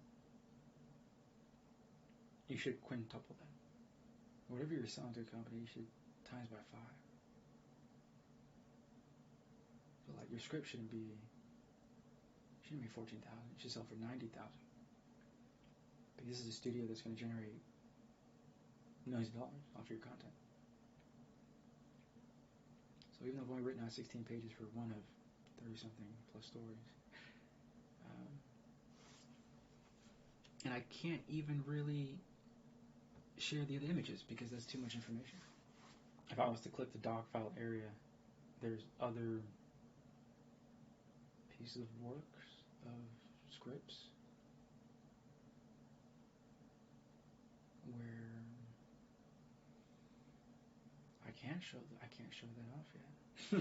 I can't even do a glance because let me see something real quick. I don't think I can show off the other stories.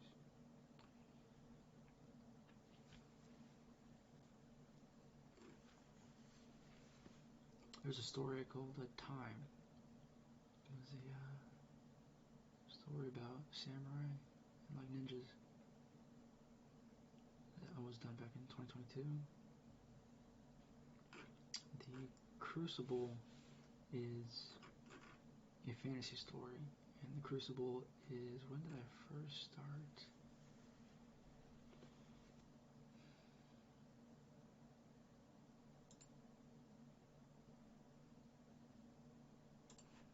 Oh my goodness, I forgot about my other Eldarian stories. So I had two like elf kind of stories. One was supposed to be fantasy, and the other one was supposed to be sci-fi, and then I just turned both of them into sci-fi. That was quite funny. So of the ones here, there was I don't know, I should say it. There's Horatio, fantasy movie. There's Altius. There's like a it's like a 6-part sci-fi movie. And then we had the Lensing, which was like a fantasy world, which I'm gonna leave the Lensing kind of intact for a little bit. I bet everyone probably wants. Well, no, I mean I can't say it like that. I think people really like the Lensing. It's a massive fantasy world that I created when I was like a little kid, and then I've always kind of kept working on it, like at least once a year now. So now that I'm 35, the Lensing is super fun because it's the accumulation of how many years now? Like 23 years. So ever since I was a little kid, I designed the Lensing. I knew kind of back then. Well, there's a whole. The first thing you do in your first year as art students, you write a self-biography. You write a biography about why you're getting into art. And so, oh, you know what I should do? I'll read. Yeah, I'll do this for today, Wednesday. What did today was it? Yeah, today's Wednesday. I will read why I got into art. It's an old story, probably somewhere along an array of.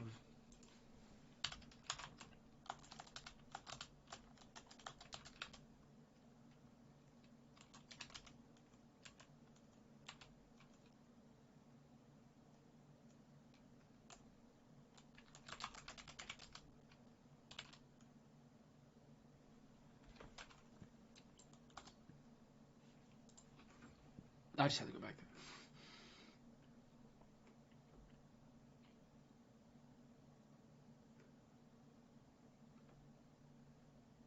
Oh.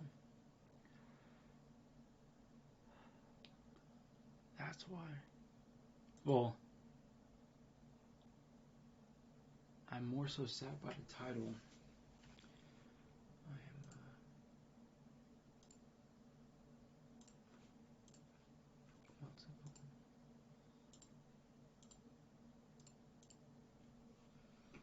Looking back at. Oh, this is just draft 1. This isn't even the right. I knew something was wrong. Sorry, just looking at.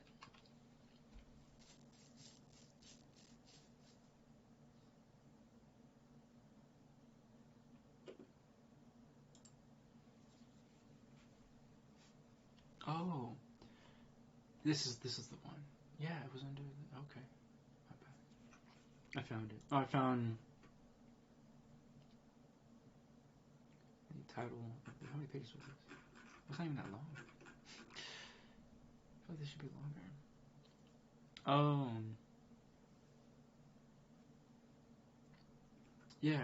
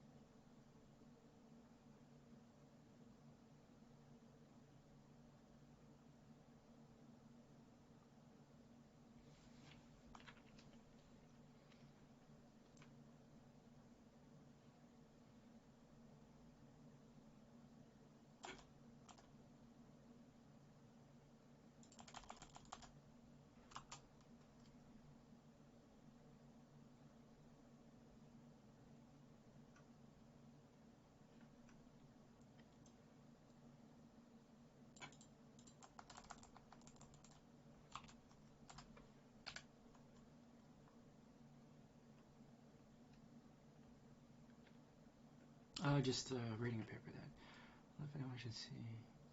That was old. Just there were 19 mistakes. Not really mistakes. I guess I could show them. This was 2020, 4 years ago. At university. This was a creative reflection. Super short. Basically 2 pages. Actually, but I might have to. Let me see something. Maybe it was 3 pages. If this. No, hit double.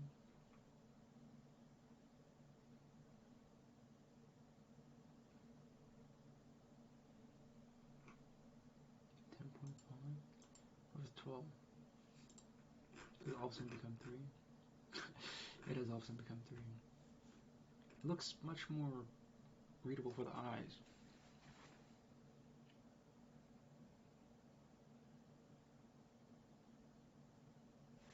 That's gonna sound weird, but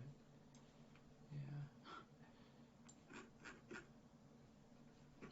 I mean, the reason we had Arial was the more rounded shape of the letters. There's no like harsh kind of corners.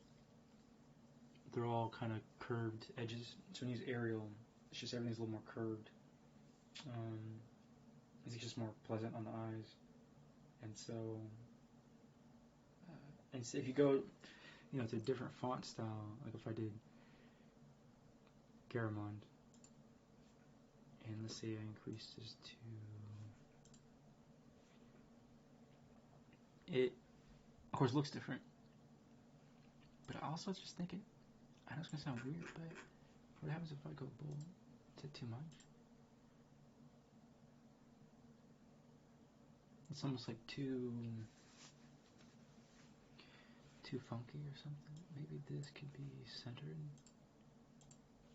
No, I don't need to do the whole thing. That's crazy. Oh, is it because it needs to just be separated? Can I?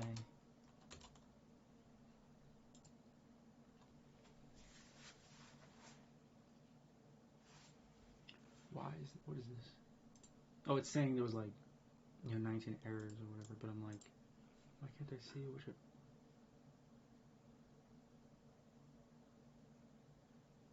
Saying another.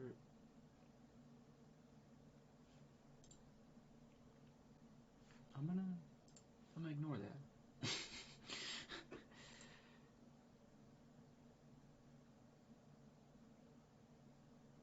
You're saying to capitalize the J?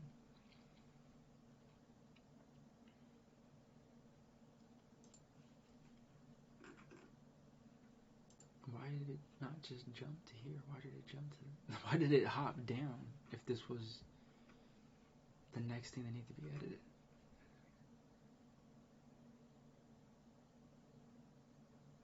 Why would I put another and? Oh, because it's... You don't have to say and. I'm going to ignore that. I don't need that in my grammar. I need to remove the filler words. Filler words are a waste.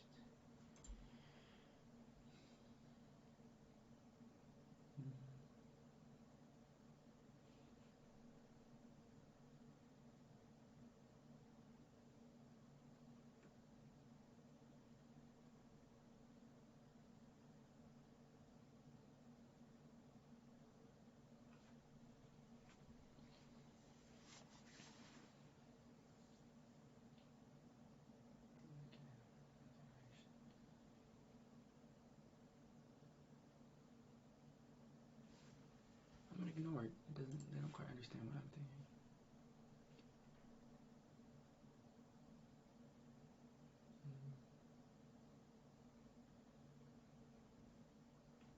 No, I'm going to ignore it. Because my thought processes are different. It said it's creation. Working for its creation. Not, yeah.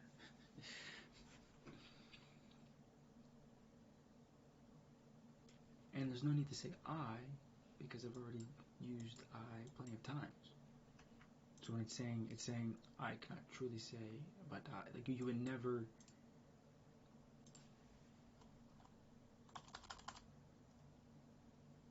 Oh yeah, the but should have already sufficed.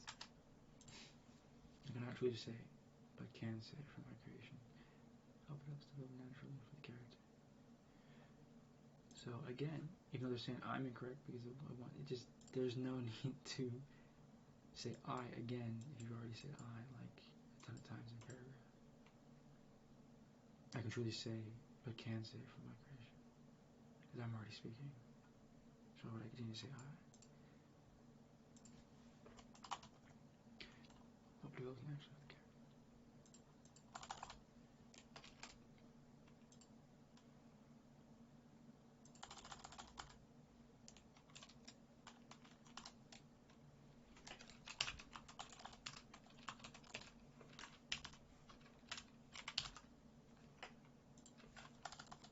No wait.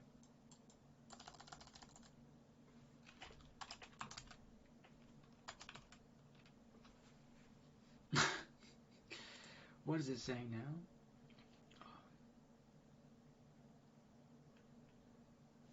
They don't understand what I'm asking for you to understand. So, even though they're trying to say that I'm wrong in my grammar, they're not. I'm trying to convey my thoughts on the paper. Not trying to bring the paper to life. Not in this instance.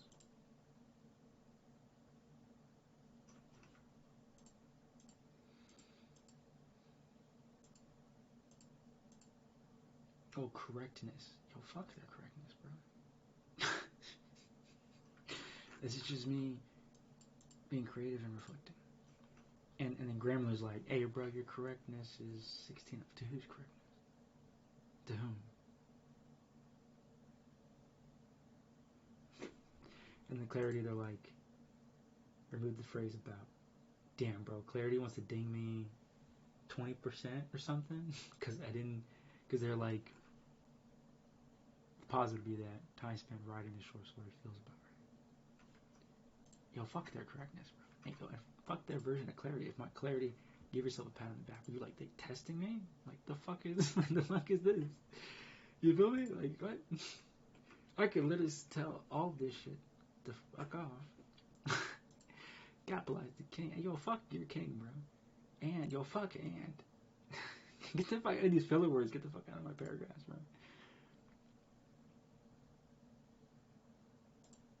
No, it's not of all, but of the moment. They're saying, this appears to be an incorrect sentence. Consider rewriting the sentence or connecting the fragment with another sentence. Yo, fuck, how grammar fell. Fuck out of here, bro. I felt in trying. Oh, no, this isn't correct. It's just the fucking and doesn't need to be there.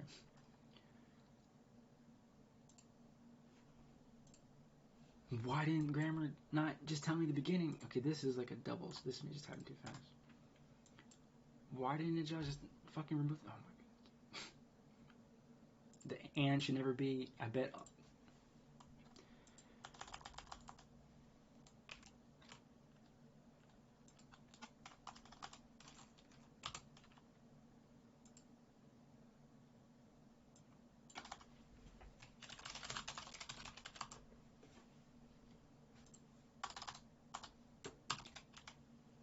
Trying to convey these moments so that readers who view my work get a sense of persevering through inspiration. Do what?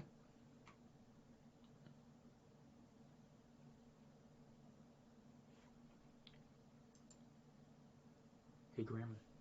Even Grammarly is like questioning itself. Grammarly's like, we're not sure this should fit. And then I'm like, fuck off, Grammarly. Like, fuck out of here, bro. Holy shit. Show me what's wrong. Fuck their. No, fuck their feelings. No. World building start. Oh, was that? Oh, this was. Oh, no, it's.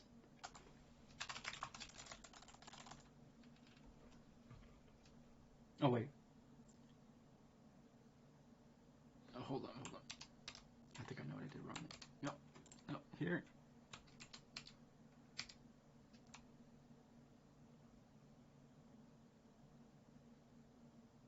No, it's, oh my goodness, they're not getting.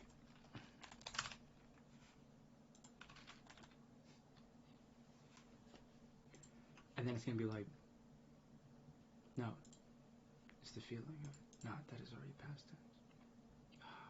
Sure, this could be capitalized. Oh. No, not. Oh my goodness. This fucking grammar. That the character. Oh, it's because it goes back to this stupid ant that is in here. And the call has to be capitalized. Yeah, whatever. No, fuck their of. Oh, yeah. No, because that. Oh my goodness. Oh my goodness. Grammarly. Air Force is already its thing. God damn it. No, Grammarly, fuck off. Grammarly, fuck off. Grammarly, fuck off again. Grammarly, fuck off again. So when Grammarly said, oh, your correctness is off by 19, they helped me with like 3 words, and then the other 16 were fucking off. Really far off. They're about to erase the Air Force. And there was like, Air Force is a thing. Do not remove air and just put force there. So Grammarly doesn't know what the hell it's doing.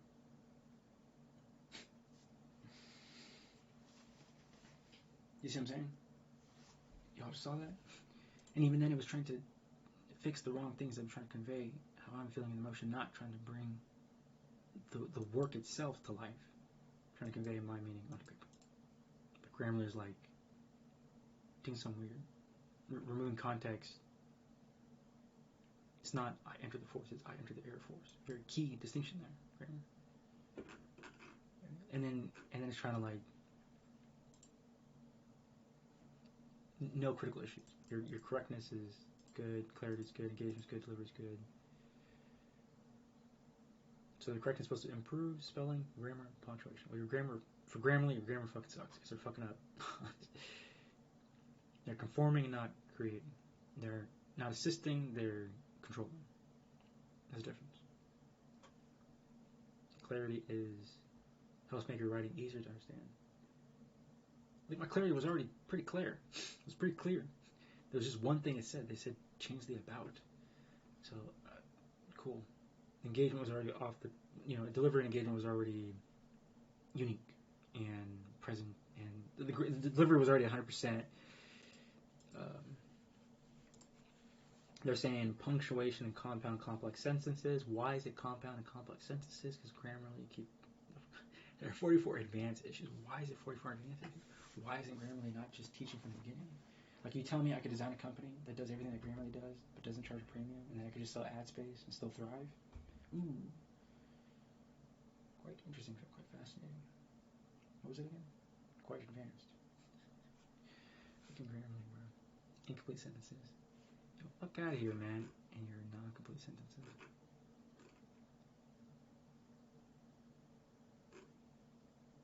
Too many eyes.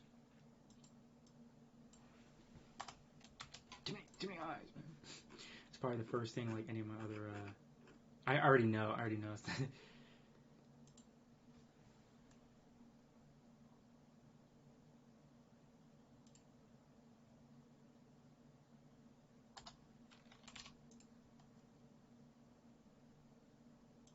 Oh, don't tell me this is.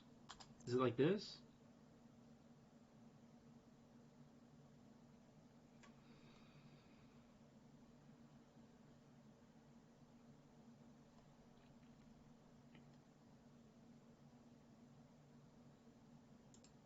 Doesn't it need to be separate? Doesn't it need to be separate? Maybe it does.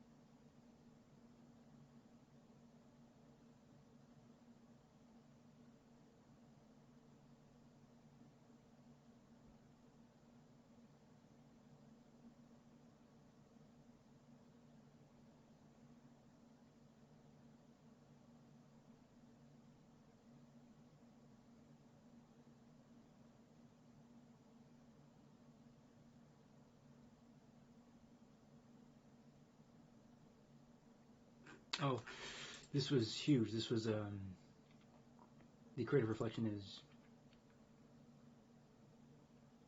maybe too much. Creative reflection is how I think, but I haven't done anything good yet. It's like no one really needs to see this. This is just how I think in terms of art. Yeah, creative reflection back in 2020. I started building fantastical world. Oh, I think I need to cut the stream and start it again. Yeah, I did because today's already Wednesday.